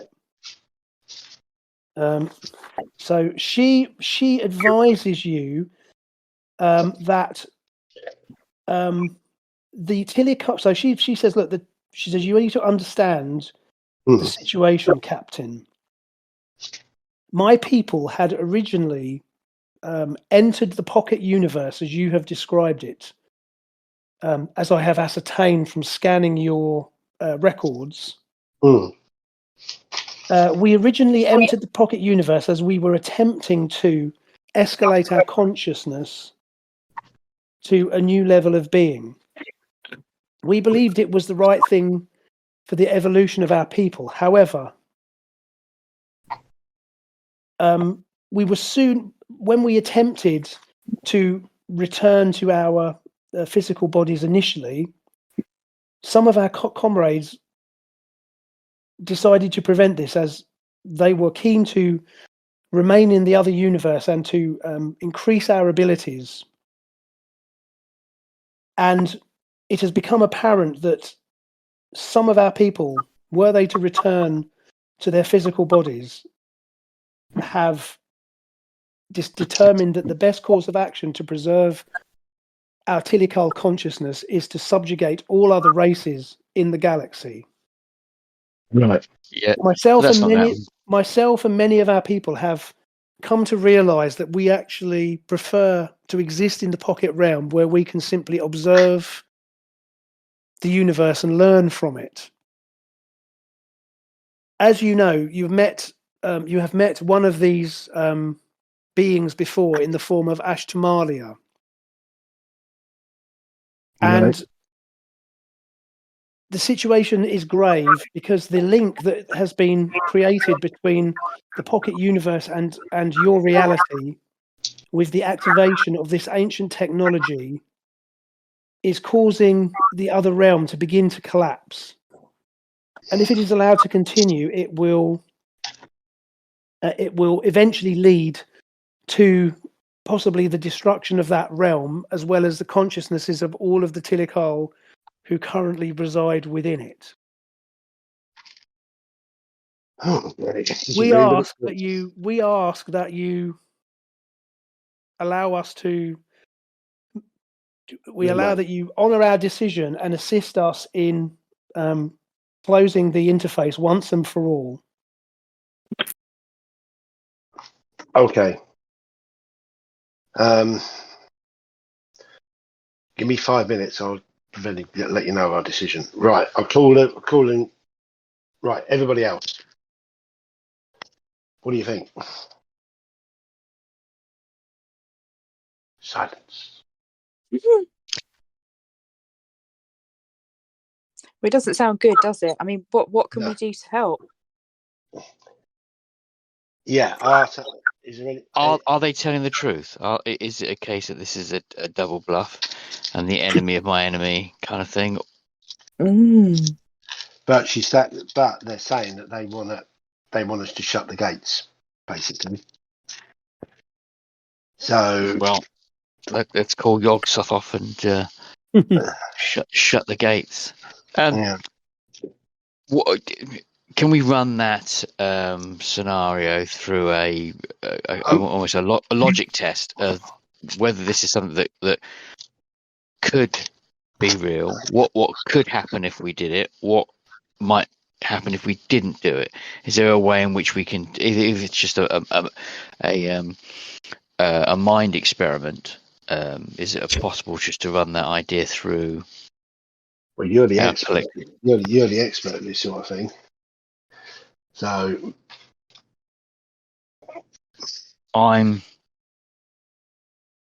it's finite. Shutting the gates is finite as a thing. Do we want to have a back door? If we go down the route of shutting the gates, do we want a back door that we could potentially use at a later date? Have we got a room to? Have we got time to create? I mean, yeah. So that's the time factor is another issue, but is it a case that we could, if we could do it, should we? If not, morally, what would the Prime Directive? Do we have any protocols in place that could assist us with our decision making? I was going to try and think of some way that the Prime Directive we could use the Prime Directive to justify our decision. So just let me give you one more bit of information. So what she tells you through Kerrin is that the way that the Iconian technology was working or was designed to work was that the locuses would essentially interface with the Tilical network, and then what they were doing is they would pull energy from the other realm space-time continuum as a power source. And the thinking was that because once they'd retrieved, or because as you recall, the Iconians knew that extended exposure to this other realm could potentially cause, or at least they feared that it was going to cause essentially a bunch of psychos to come back to our universe, right? That was their thinking. Yeah. And so their thinking was that we pull everybody back, stick them back into their physical bodies where we can deal with them. And as you've learned over your dealings, not all of the majority of the Tilical don't seem to have been affected in that way. Yeah. But obviously, as Kevin says, you are taking this at face value. But because this Iconian technology was designed to use the energy from the other realm to create that bridge to pull them back, they didn't really care if they destroyed the other realm, because once all the Tilical had come back, it wouldn't matter whether that other dimension, that other pocket dimension existed or not. So of course, as you say, the thing is, it's a bit of an all or nothing proposition. So if you seal the connection, then it means that the other pocket universe will continue to exist. The Tilical, the Adiri, I think they called it, of the Tilical will continue to exist in this other realm and will presumably continue on. And if you then go the other way and use the technology to bring all of the Tilical back to their physical bodies, you've got potentially billions of this new race, or this old race with high technology introduced into the galactic stage. So that's your kind of two options, I guess. To put it bluntly, right? So genocide or subjugation? Well, it's not genocide, is it? It's not even genocide, really, because these guys are saying we want to stay here. I mean, does she speak? How many does she speak for? Like, do the rest of them feel the way she does? Well, that's a good question. And she simply said, what she said to you was simply that, it's not the will of all to come. It's not the will of all to return and conquer, or to return to the physical universe. But you also know that some of them feel differently, because obviously Ash Tamalia and her bunch were determined to come. And of course, if you recall, they did come back. Yeah. At least some of them did, albeit in the form of those crystal beings that they took over. Yeah. So it clearly isn't the will of all of them to remain in, but it's is this one of those classic, the needs of the many outweigh the needs of the few or the one situations? Dare I say it? The other thing to think about is bringing them back is disrupting the status quo. At the minute, they are where they are. Yeah. And it causes a massive, massive problem bringing them here. Yeah. I know which way I would sway. Okay, gentlemen, I've made my decision. Okay. We'll help them. We'll help. Well, we can't. I'd like to, because we've just heard her voice on it. We've not heard anyone else say the same as what she's saying. She could be the only one saying that. She could be mental. So it's that was my thinking, is if she's not the only one, then it's great to keep them where they are because it doesn't disrupt the status quo, and there's a lot of them that want to be that way. But if we're making that decision based on one person's word, I know we've got to make that decision, but we don't have a choice. We don't have time. we haven't got time. No. No. Because The the alternative Romulans, is to bring them all back, the Romulans will be here risk soon. everything. And either one way or another, this gate will be gated. Okay, Because as you are debating this, so the possessed form of Turin has kind of stood there motionless while you're having your, or at least let's put it this way: when you return, I presume you didn't have this conversation in front of her necessarily. Not necessarily, no. But when you return to speak to her again, she's sort of standing there motionless and will react when you speak to her. But she's sort of, almost like she's almost on pause. So yeah, it's really up to you to decide how you want to proceed. Now, as you're doing this, you get a message from Vigilant saying that the remaining 2 Romulan warbirds are now beginning to enter the asteroid field. Let's take one of them off the thing. There you go.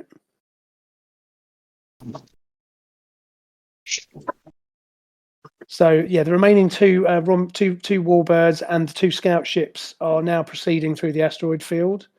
Yeah. Time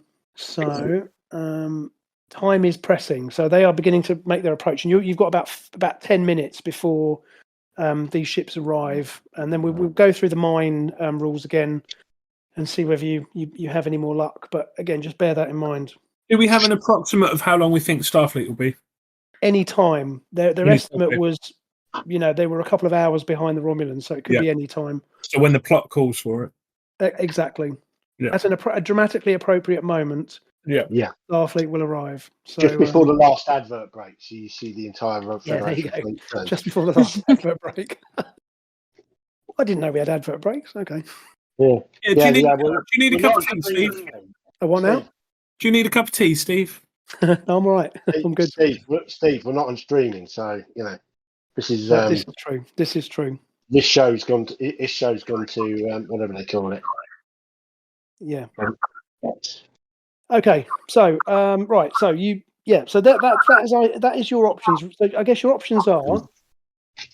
She's saying that she speaks for a number of the people the Tilikal who want to remain where they don't want to come back. That there is a faction. If you don't know how big that faction is, you know that there are potentially billions of Tilikal scattered around, because the Oracle has shown you the locations of where their bodies are stored. So your options are you can cut them off entirely. You can bring them all back, or the other option, I guess, is that you could potentially. Is it possible to maybe make the interface less harmful between the 2 dimensions? So it could be potentially possible that you could keep it open, but without without destroying the other dimension. But how much time would that take for you to, Is it possible? Figure that out. Is it possible to collapse? Is it possible to collapse the pocket dimension?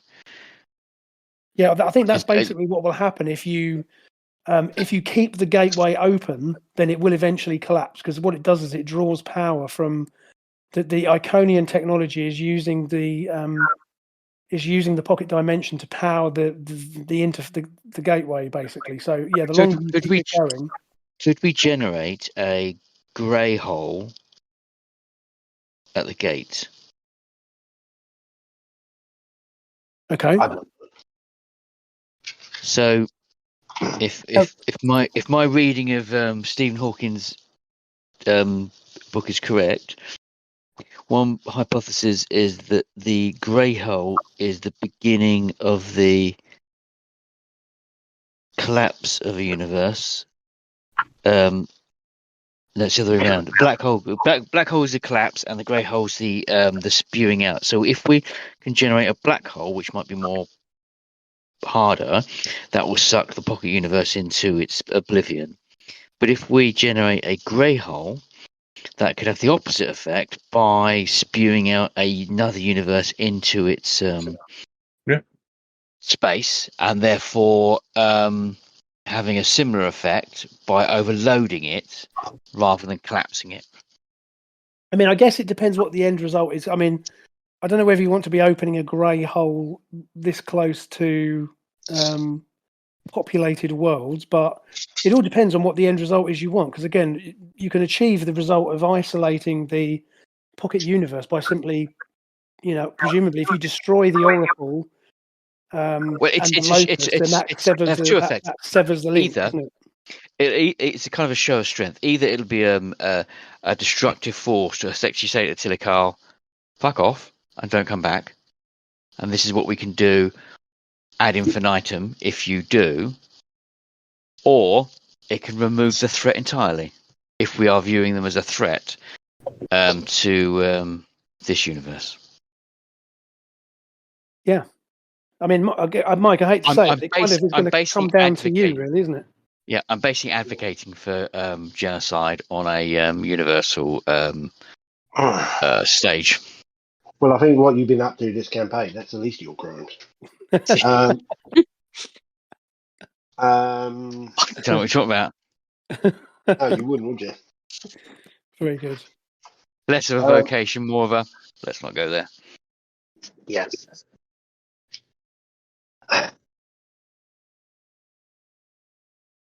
We see them in. We can't afford to have potential Khan Supermen running around. Yeah, billions of them. Billions of them. We'll help. Okay. We'll help. How do the rest of you feel about that? Which is because, again, I'm trying to make my case. I mean, I asked for opinions, like good captain. I asked for opinions and then completely make my own decision. Captain, the most logical thing to do is to wipe them out entirely. Well, and also the thing is, you're not wiping them out. You're just keeping, as Kerrin said, you're keeping the status quo. Yeah. The difference being that they, in theory, can't come back. Steve, did you say she was observing our universe?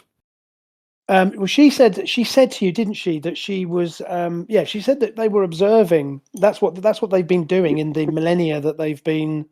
Does she know of any way that we can keep communications open between us? Interesting. If she can observe, can she communicate? I mean, I would say that's potentially possible. Yes.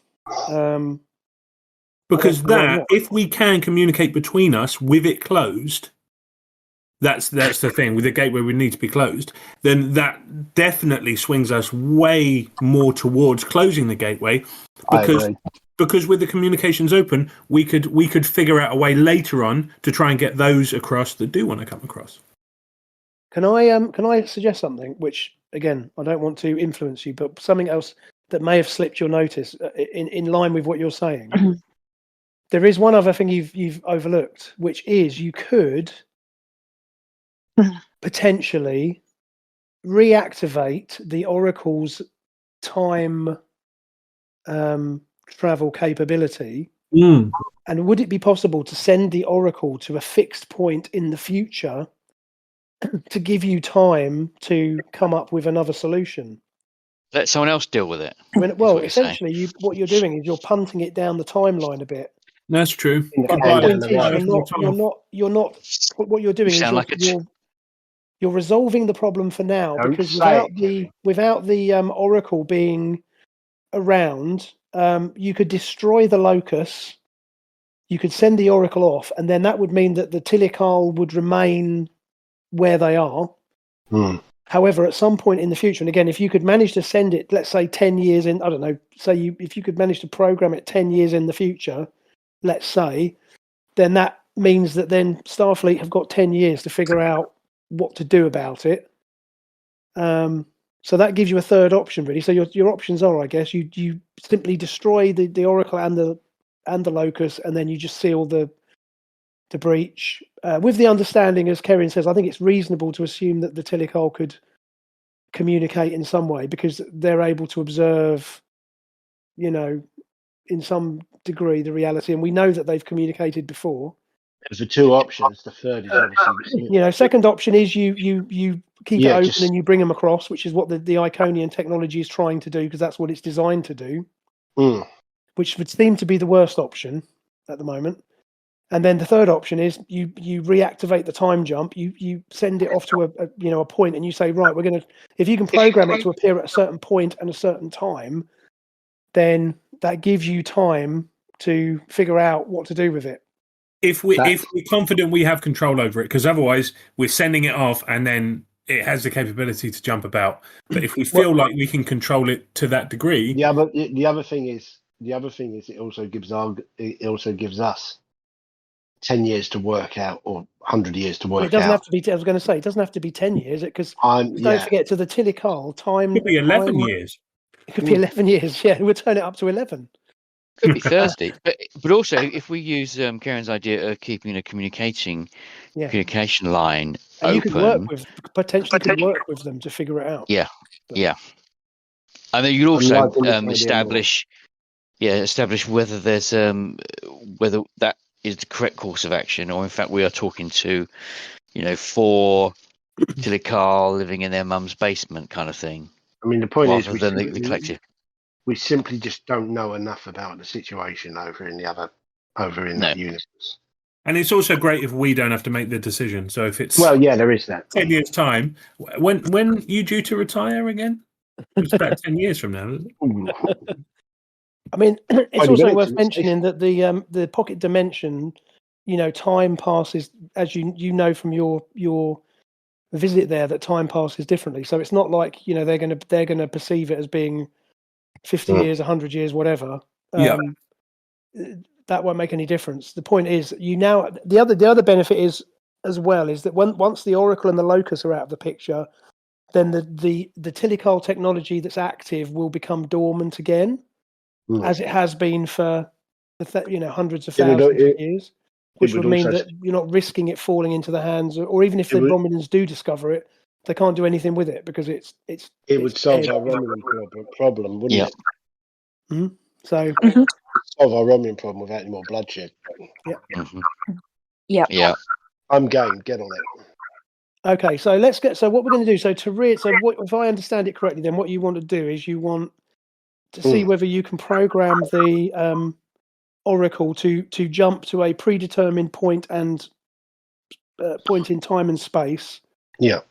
And quickly, because you've got 10 minutes before the Romulan ships arrive in orbit, or arrive, close enough to be a problem, and the Starfleet task force due at any minute, but then it could be, you don't know when they're going to show. So, right. So what we're going to do is, so you go and speak to Uthalano, and you propose this to her as a solution. So you say to her, it's not a solution. It's a temp. We choose not to, condemn your people to this course of action at this point. But what we propose is that we will use the Iconian technology to,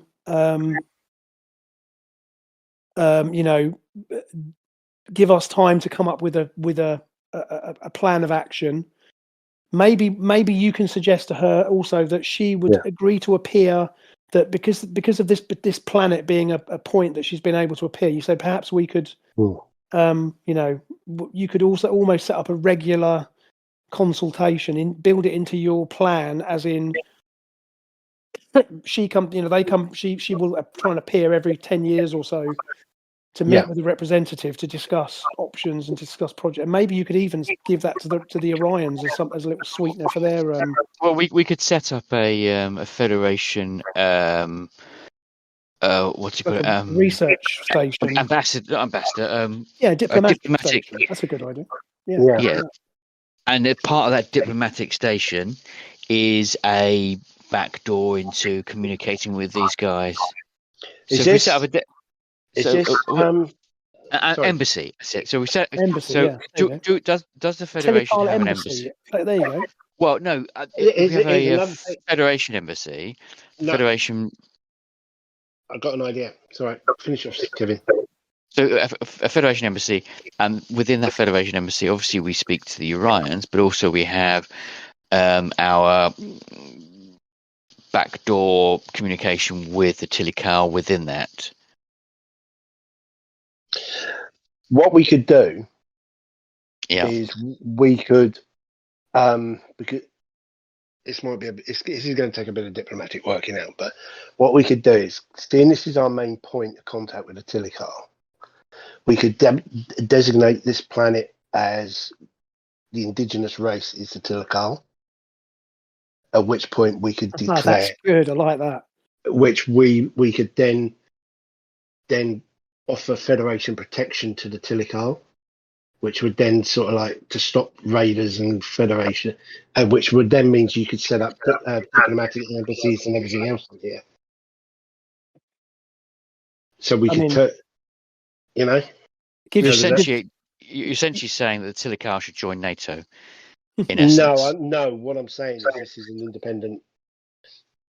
If you designate this basically as the Tilikal homeworld, yes, set a Federation embassy there, and then maybe get the Orions to provide the infrastructure, which means they get paid, for their trouble, and they can also have a presence on the planet to dissuade other factions from maybe, and also you'd have a Federation presence. Yeah, and then that could, but all of this does depend on whether or not you can get the Oracle to do what you need it to do. So, but that to me is a lot better, and frankly, it's a lot better. It's a better Star Trek ending than what we had planned. So I'm going. That's the plan. Okay, so you explain this to her, and she says your plan of action shows wisdom. And I will agree that this is a decision for my people that should be given due consideration and that we should take time to act upon. Okay, so that's positive that she's not instantly like, oh, no, do as I say. Yeah, exactly. She's definitely not like the other one, not like Ash Tamalia. And Ash Tamalia is somebody that will probably need to be tracked down at some point. But no, she says to you, no, I agree that, we can, we will agree to your proposal. And she says, I will reappear. I will re-communicate on this spot in 10 of your years. And this blue light fades, and Tyrin sort of comes back into consciousness. And she says, that was a most unusual. How much do you remember, Captain? How much do you remember? I remember everything of the conversation.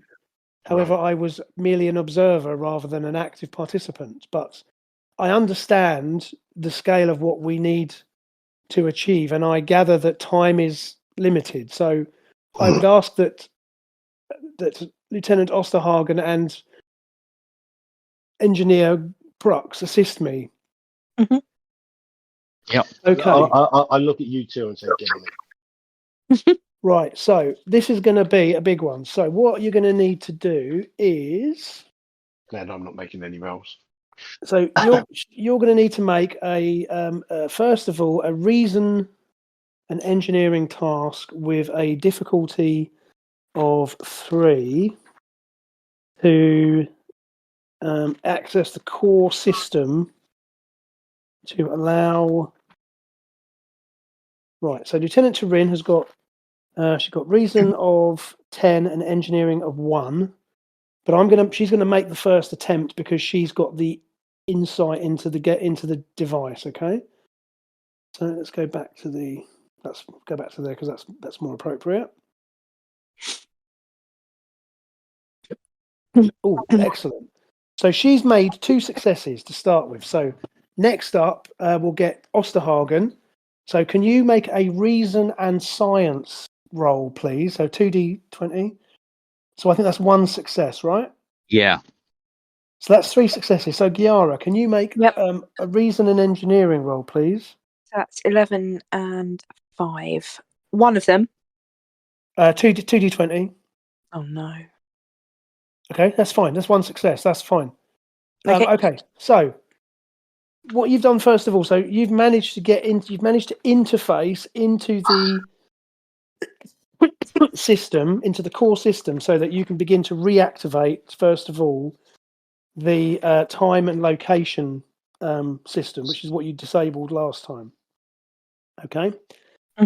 Meanwhile, Kaz, you are informed by Vigilant that the Romulan ships have now entered the range of the asteroid mines.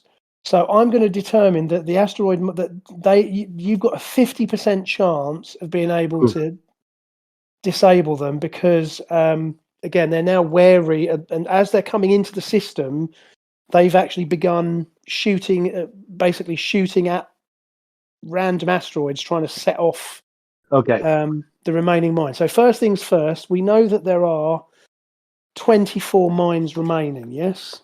Because we've used 6 of them so far. So what I'm going to do is I'm going to give them a 30% chance, I think. So let's I'm going to take a D10. I'm going to roll a D10. Right. So they can potentially take out 6 of those mines. Okay. Yeah. And I'm going to let's just do a quick percentage. So miss. That's 1 mine gone. Miss.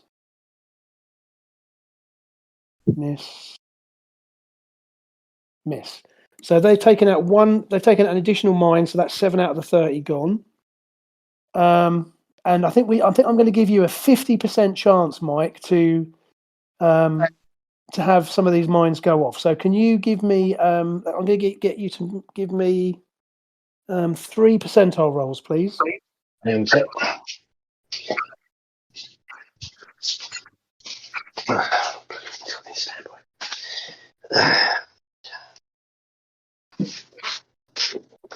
right, 3 percentiles. So that's just 3 percentiles. That wasn't me. Oh, that was everybody else. Right, here we go. First one. Okay. Second one. Okay, keep going. Third one. Okay, good. So good news is 3 mines go off. They don't avoid them. That's right. No, we said 50%, didn't we? Sorry. Yeah. So no, sorry. So one of the mines goes off.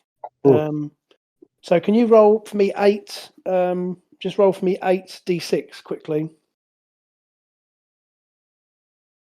Right.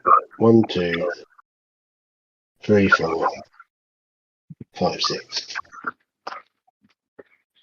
Okay, so 2 points of damage. Okay, so basically the mines that go off strike one of the warbirds, but the ship's shields take it. None of them do enough damage to burst through the shields. Okay. Okay, Right. so that means you've now got 2 warbirds in orbit, along with these the 2 smaller vessels, which of the 2 smaller vessels have. Now the next thing that happens is they're going to they will detect what they think is the Vigilant in orbit. Yeah. Okay, so I'm going to give them a 75%. They've got a 25% chance to detect the fact that it's not real. So anything under 75, and they will think it's a Vigilant. So bear with. Oh, okay. So they determined that it is They determined that the trace signal that they're picking up is not the Vigilant. It's obviously a decoy. So basically, one of them shoots. They shoot like a targeted disruptor at the probe, which destroys it. Although that scout ship is still mullered. But hold on a minute. I'm gonna just. One thing I like about this is you can just add. It's quite easy to just add. Kind of other ships, and then if I just. Oh, that's really big, isn't it? It wants to be really big. Not adding more ships, are you? No, that's the knackered one. That's the knackered one, which is now been revealed to be not Vigilant, but it's still knackered. So it's not really going to have any impact. Right. Okay, so While this is going on, if I Yeah. can get my retaliation in first, I'm going to hail Vigilant. Yeah. And request that I be put through to open the transmission to the Romulan ships. okay, so you Katie West says, go ahead, Sarah. You're on. Yeah, frequency's open. This is Captain Kaz of the USS Vigilant. This planet is under Federation protection. There is an indigenous life form on here, and it is under Federation protection. Please back off and obey. Sort of like giving the rest of the diplomatic stuff. Okay. I'll speak that to the Romulans. You're in violation of treaties and shit like that if they attack. You know. Basically, Okay. Fine. Okay, so there is no response from them, except for about 30 seconds later, a disruptor beam shoots out from one of the warbirds in orbit. Yeah. And strikes the locus. Okay. So you basically feel the structure vibrate. Now, luckily, because the structure is neutronium, that beam the blast doesn't penetrate, but it rocks you can feel the kind of of the structure. But they've now determined where you are located. They've obviously tracked your transmission. Well, that transmission would have come from the Vigilant. So. No, but it came from you routed it through the Vigilant. Yes. Yeah, so they've tracked it. Right. Okay. So they know where you are. Mm-hmm. So that beam has struck the structure from orbit, but again, it hasn't done any damage other than to rattle things up a bit. But it's going to reiterate that you're going to probably need to get a wriggle on. So we'll go back to the other team. So right, next up, I'm going to get so Kerrin is then going to make another reason and engineering roll. Have you decided where you want to send this device to? By the way, probably 100 years into the future. 100. Yeah. Because fair enough. That way we can be ready to bring them back. Or not, as the case may be. Okay. Right. Okay. And it is somebody else's problem. Exactly. Okay, that's fine. So is there nothing to say that? Say we set it to do it every year, and in a year's time, if we haven't got a solution, we send it on another year. That works. You do that. Well, no, actually, set it every 10 years because the we could do it. Yeah, you could do it 5 years or 10. No, she said she would reappear in 10 years, didn't she? Yes, so do it every 10 years. All right, 10 years. Okay, so hang on a minute. Because then if we can go to her, we can bring you back. Because a lot can happen in 100 years, and we could have a solution within 5. But then in 100 years' time, that could all be destroyed or damaged or lost. Yeah. I agree. Yeah. Okay, I was a little bit rash there. So what are you going for? We'll go for every 10 years, so it comes back when she comes back. Okay. So Kerrin has made her roll. You need the time, so it comes back after. So she turns up, and a week or so later, it comes back to give you warning. Okay. Honestly, guys, that's why I'm saying 11 years. That works. Right. So okay, Osterhagen. So can you make a reason and science roll for me, please? Oh, excellent! Oh, look at that! 2 successes, and it's 3 successes. So you've got 4 successes, and then so Giara, can you also make a reason and engineering roll, please? That's 11 and 5. Yeah, that's it. Okay, it's another one. Bloody hell! Okay, brilliant. Right, so Kerrin has managed to reactivate the time and space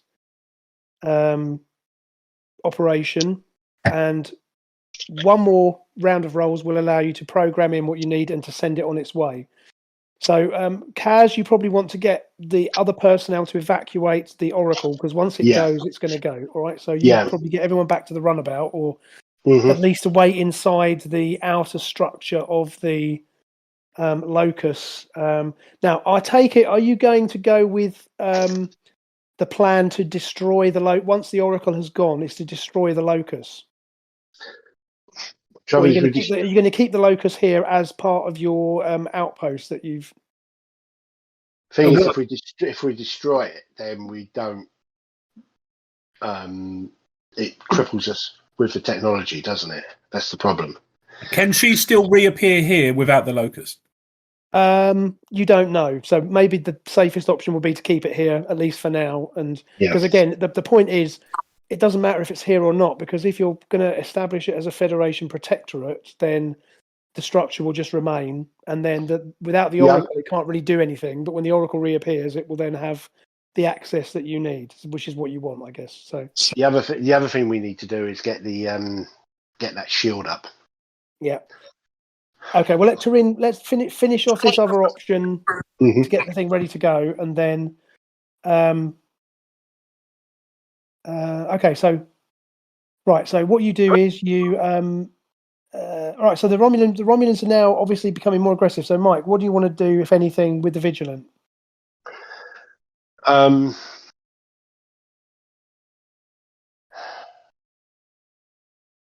know what I need to do, but I don't want to do it. Go on.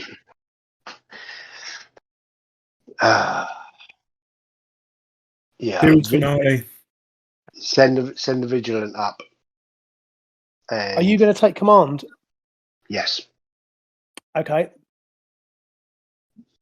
So, what are your orders for the crew on the surface? Exactly what we discussed. Okay. Remember me. Get the shield up. As I say, everything we discussed. There's no specific orders so far. I'm sure we can. Basically, get the thing up, get the thing to go away, and yeah. Okay. Yeah. Right. Can I just go around the room just very quickly? So, Koleesh, what do you want to be doing at this point? Because you're technically still with the Orions right now. So, I don't know that our decoy is working at all.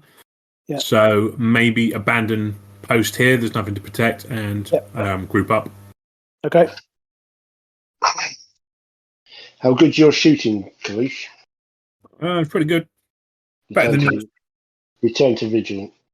I'd like to say it's as good as your flying. Today might be the day to die. Yeah. Okay, so sorry, go on. No, it's all right. Go on. Right, because obviously Giara and Osterhagen need to stay below to work on the Oracle. So, right, so you two are beamed up onto the Vigilant, and you sort of run to the bridge, and you take the Vigilant up into orbit. So, okay, so as you are doing so, let's go back to our science team. So, again, I'm going to get what's the face to roll first of all. 2 more successes. Very good. Right. So, Osterhagen, if you can give me a reason and engineering as well, please. Where's my mouse? 12 and 14. Excellent. So I think that's 2 successes. And then, Giara, if you would like to do the honours for bring us home.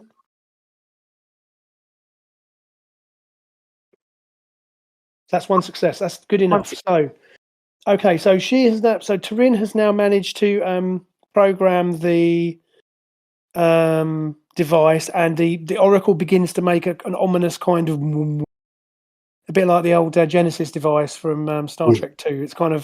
It's obviously powering up to get out of there, and Lieutenant Turin turns to you and she says I think it's time for you to leave. I have decided I shall remain with the Oracle. I can continue to learn from it, and will hopefully return with the device in 10 years. She says, I'm already out of time. I'm already a person out of time, and I feel I can be more useful here than returning to the Federation with you. Yeah. As long as she knows, you're not there, Kaz. Remember, so. As long as she knows that when we meet her in 10 years, it's going to be instantaneous for her, so she would have learned nothing. Well, that is true, but she would have stayed with the Oracle, so she's not lost time not working on it. Yeah. So I'm sure she knows. If we just bought ourselves 10 more years on this campaign. Yay! What's scary is we've done almost 7 years. That's pretty scary as it is. Okay, so I take it Osterhagen or Giara. Do either of you want to argue with her about this, or No. No. okay? So you sort of run out of the Oracle, and as you observe, the device kind of glows and then Goes. disappears, and instantaneously, all across of the sector, the Tilical technology basically stops operating and returns to a dormant state as quickly as it had appeared when the Oracle was in action. Now, obviously, you don't know at this point that you've got, you know that as far as you know, you've got 10 years, but of course, you're not going to know for 10 years whether the thing comes back. But anyway, for now, the locus essentially falls into darkness inside. Yeah. And those on the ground you sort of leave the structure, and the runabout's still there. And I guess you'll wait for further orders. So, meanwhile, Vigilant is climbing up into the upper into orbit, and you are picking up these targets in front of you. So, how do you want to handle this, Kaz? So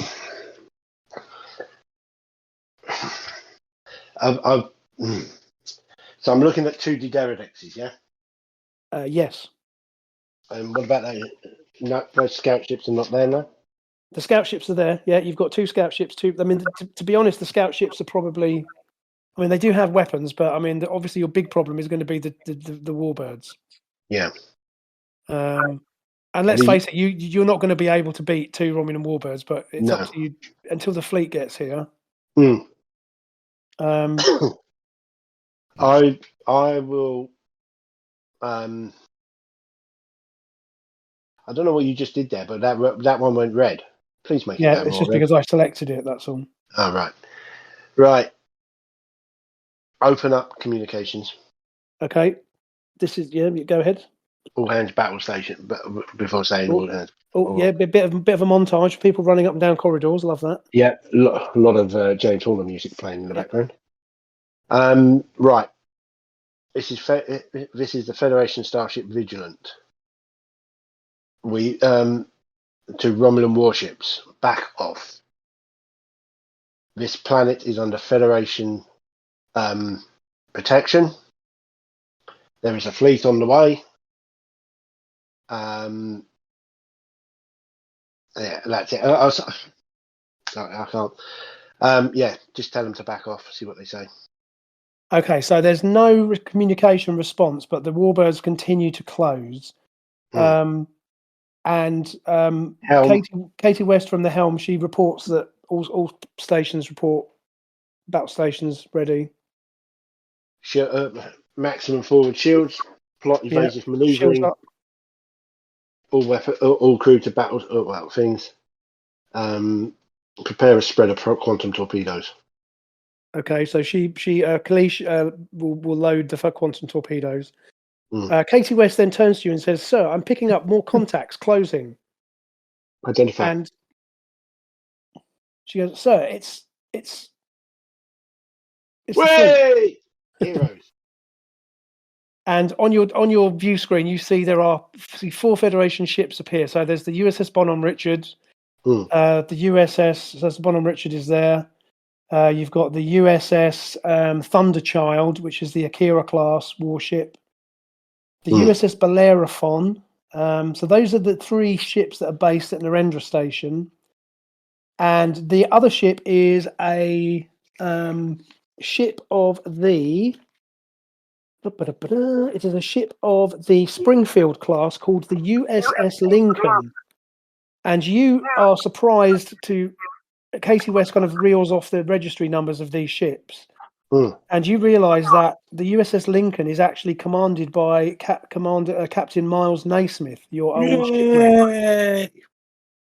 And as you see these ships come in, Captain Catherine Blaine of the USS Bonhomme Richard hails open frequency, and she says, "This is Captain Blaine of the USS Bonhomme Richard, or Bonhomme Richard, I should say. Romulan ships, you are ordered to cease and desist and to leave this area immediately. This planet is under Federation protection. I will not give you a further warning. And as your sensors note, all of the ships go to shields come up, weapons lock on, and they're obviously not kidding about. And after a moment or two, the Romulan warbirds turn and they head back into the asteroid field. Huzzah! And the other ships settle into a protective orbit around you. And Captain Blaine hails you, and she says, "Well, didn't even get to use my cool tactical maplet."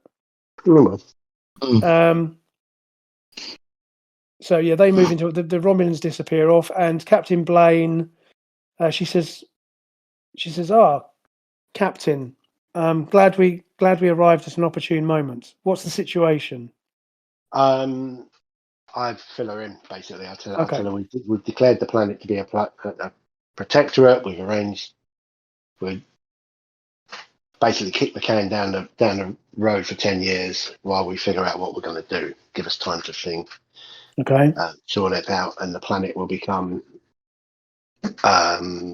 We have an arrangement with the Romulans. So arrangement with the Orions. To manage the thing. So that's where we stand at the moment. Excellent. Okay, so sorry. I'll turn around and say your arrival you arrived at the most opportune moment. I don't think we could have held them off for long. Say with a little bit of arrogance. I don't know, Captain. I've heard good things about you and your tough little ship, but glad to be of assistance.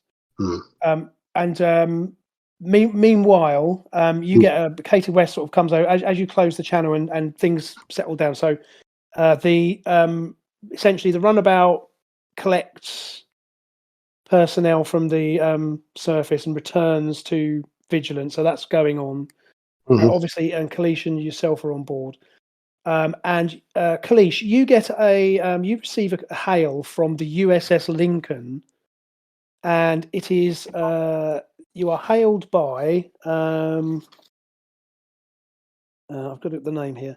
So you're hailed by Lieutenant Commander Leonie Bonnet, who's the executive officer of the Lincoln, and she says, Sergeant Koleesh, Captain Naismith requests permission to beam aboard with a party. He's already in the transporter room, but we'd appreciate it if you could bring him aboard at your earliest convenience. On my way, and I'll activate the transporter from my station, and then I'll head over to. Okay, so you're in the transporter room, and the transporter activates, and the familiar face of Captain Naismith. Obviously, he's now wearing captain's insignia. Yep. Materializes, and he has a team of. You notice that he actually has 3 security officers with him. I'm under arrest, aren't I? As he materializes, he says, "Sergeant, good to see you again. I hear things have been fairly interesting around here since I've been away." It has, Captain. Where is have you back on board? Oh, actually, as he beams on ship, can I do? Is it appropriate for me to say "Captain on deck"? Yes. Or should that only be for the captain of the ship? No, I think you can. I think you get away with that. I think that'd be totally reasonable. Yeah, and then the proper salute or what have you. And he sort of steps off the. He's thanks you. He steps off the transporter pad and he shakes you warmly by the hand. And says, "It's been too long, Koleesh, but I'm here on business. Where may I find the captain?" Let me escort you, and we'll head to the. Please lead on. And he nods at his party to follow him. And you walk through the corridors of the Vigilant, and as you walk through, obviously, members of the crew greet him as they recognise him. And it doesn't take you very long because the transporter bay is literally about 30 feet away from the bridge. I seem to remember. Is that right, Mike? Yes. It's not just too far through this door, Captain. Yeah, it's a small ship, so he kind of, you lead him onto the bridge, and he as you enter the bridge, kind of the officers on the bridge kind of stand, and Kaz, you turn around and you see I see Naismith. you see And then Naismith enter the bridge. Welcome back, Captain. Welcome to the ship. Welcome back to the ship. That's sort of like it. It's good to be back on board. It's good to be back on board, Captain. However, I'm here on official business. Oh, Captain Kaz, I hereby place you under arrest for sedition. You will be taken aboard the Lincoln, where you will be transported to Narendra Station for further interrogation. Men, take her into custody. I do. Can I? What's going on? Koleesh just wants to step in the way, and she's going to. She'll take a deep breath, I think, and then she is going to say, "Captain, I think we're all owed a bit more of an explanation before this is carried out." Sergeant, believe me, this is the last thing that I wanted to have to do. However, I think your captain will agree to come with me peacefully. I will look over to Kaz. Stand down, Sergeant. I reluctantly stand down. And Naismith turns to Katie West. He says, Lieutenant, you are. I hereby place you in temporary command, pending further orders. My party will be returning to the Lincoln with Captain Kaz in custody. We have also orders to arrest Lieutenant John J. Miller. Assuming he'll be on duty station. You will have him report to the transporter room under guard immediately. Is that clear? And she sort of takes a pause for a moment and glances at Kaz, who, but then I look at him now, and it's sort of like dawning on me what this is about. And she acknowledges the order and says, "Aye, sir." And yes. Okay, Kaz is removed from the bridge under guard. And that, ladies and gentlemen, is where we are going to stop. Steve, I've got more questions than I've ever had before. Are you sure that's where we stop? Yes. We're gonna. What I'd like to do is we're going to reconvene in 3 weeks. We're going to have a little. We'll have a shorter session. We'll have a debrief. So, believe me, I'll explain what's going on. Mike will explain everything. So what I'd like to ask all of you to do is just to have a little think about, perhaps thinking about where your characters will be, or where you'd like them to be. A month or 2 months or 3 months after the events of today. Just to sort of quickly wrap up, really. First of all, thanks very much for sticking with it for so long. We've come to the end of the Shackleton campaign and the Vigilant campaign. As I say, there will be some answers next time, I promise. But that's where the story finishes. And again, I'm delighted that you picked the solution you picked. It was definitely the most, if you like, Star Trek solution, that you haven't, banished those people for eternity, but there are always options. That's another Star Trek cliche, but there are always possibilities. And I will provide you with some sort of wrap up feedback and stuff about from what your actions have meant. But basically, in the short term, you've prevented the Romulans from gaining the technology. You've again established a relationship with a new race, a new potentially super powerful ally in the future, and you've managed to bring the ship home. And I wasn't really going to destroy the Vigilant, of course. that would be tempting fate. But again, I think it was. I did have tissues just in case. Steve, that's good. Steve, yeah. I must admit, I knew what was coming, but even I knew how it was going to end. But even I was thought, this could be the end of it. I could actually die here. Yeah.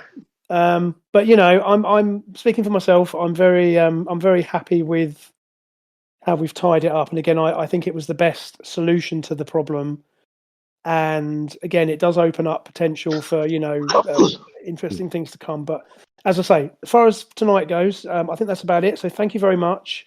Again, I would just ask if we can reconvene in 3 weeks as normal. And again, it will be a short session. We'll have a quick talk about what your characters, move on to from this. And Michael, I'm sure, will explain more.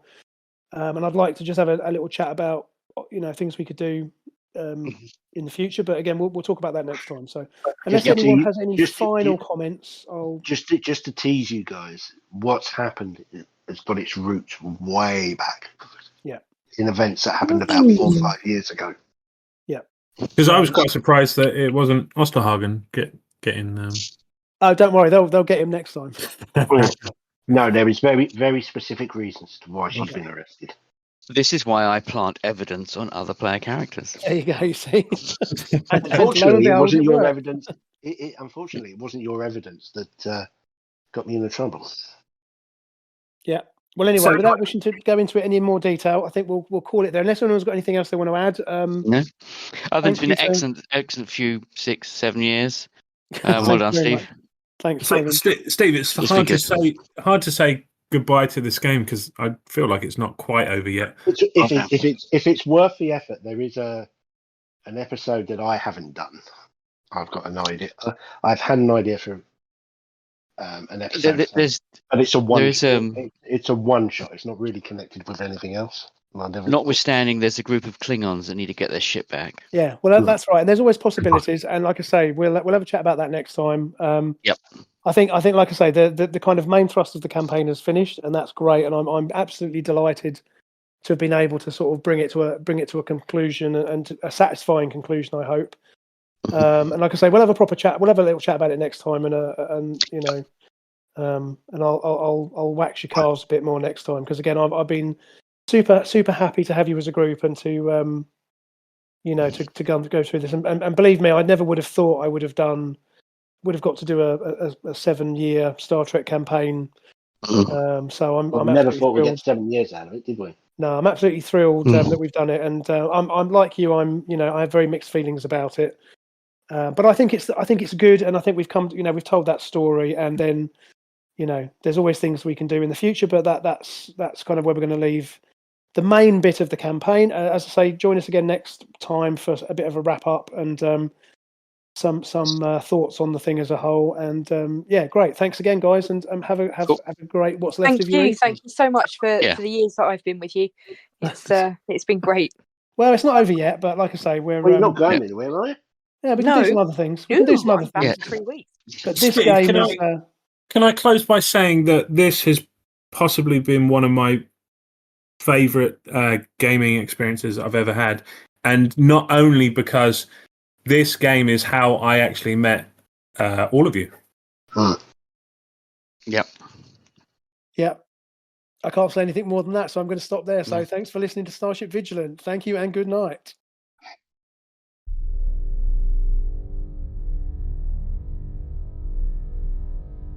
Thank you for listening to this episode of Starship Vigilant. Kaz was played by Mike. Osterhagen was played by Kevin. Koleesh was played by Kerrin. Prux was played by Sarah-Jane. And Davis was played by Alex. Our theme music is Fanfare for Space by Kevin MacLeod. See you next time.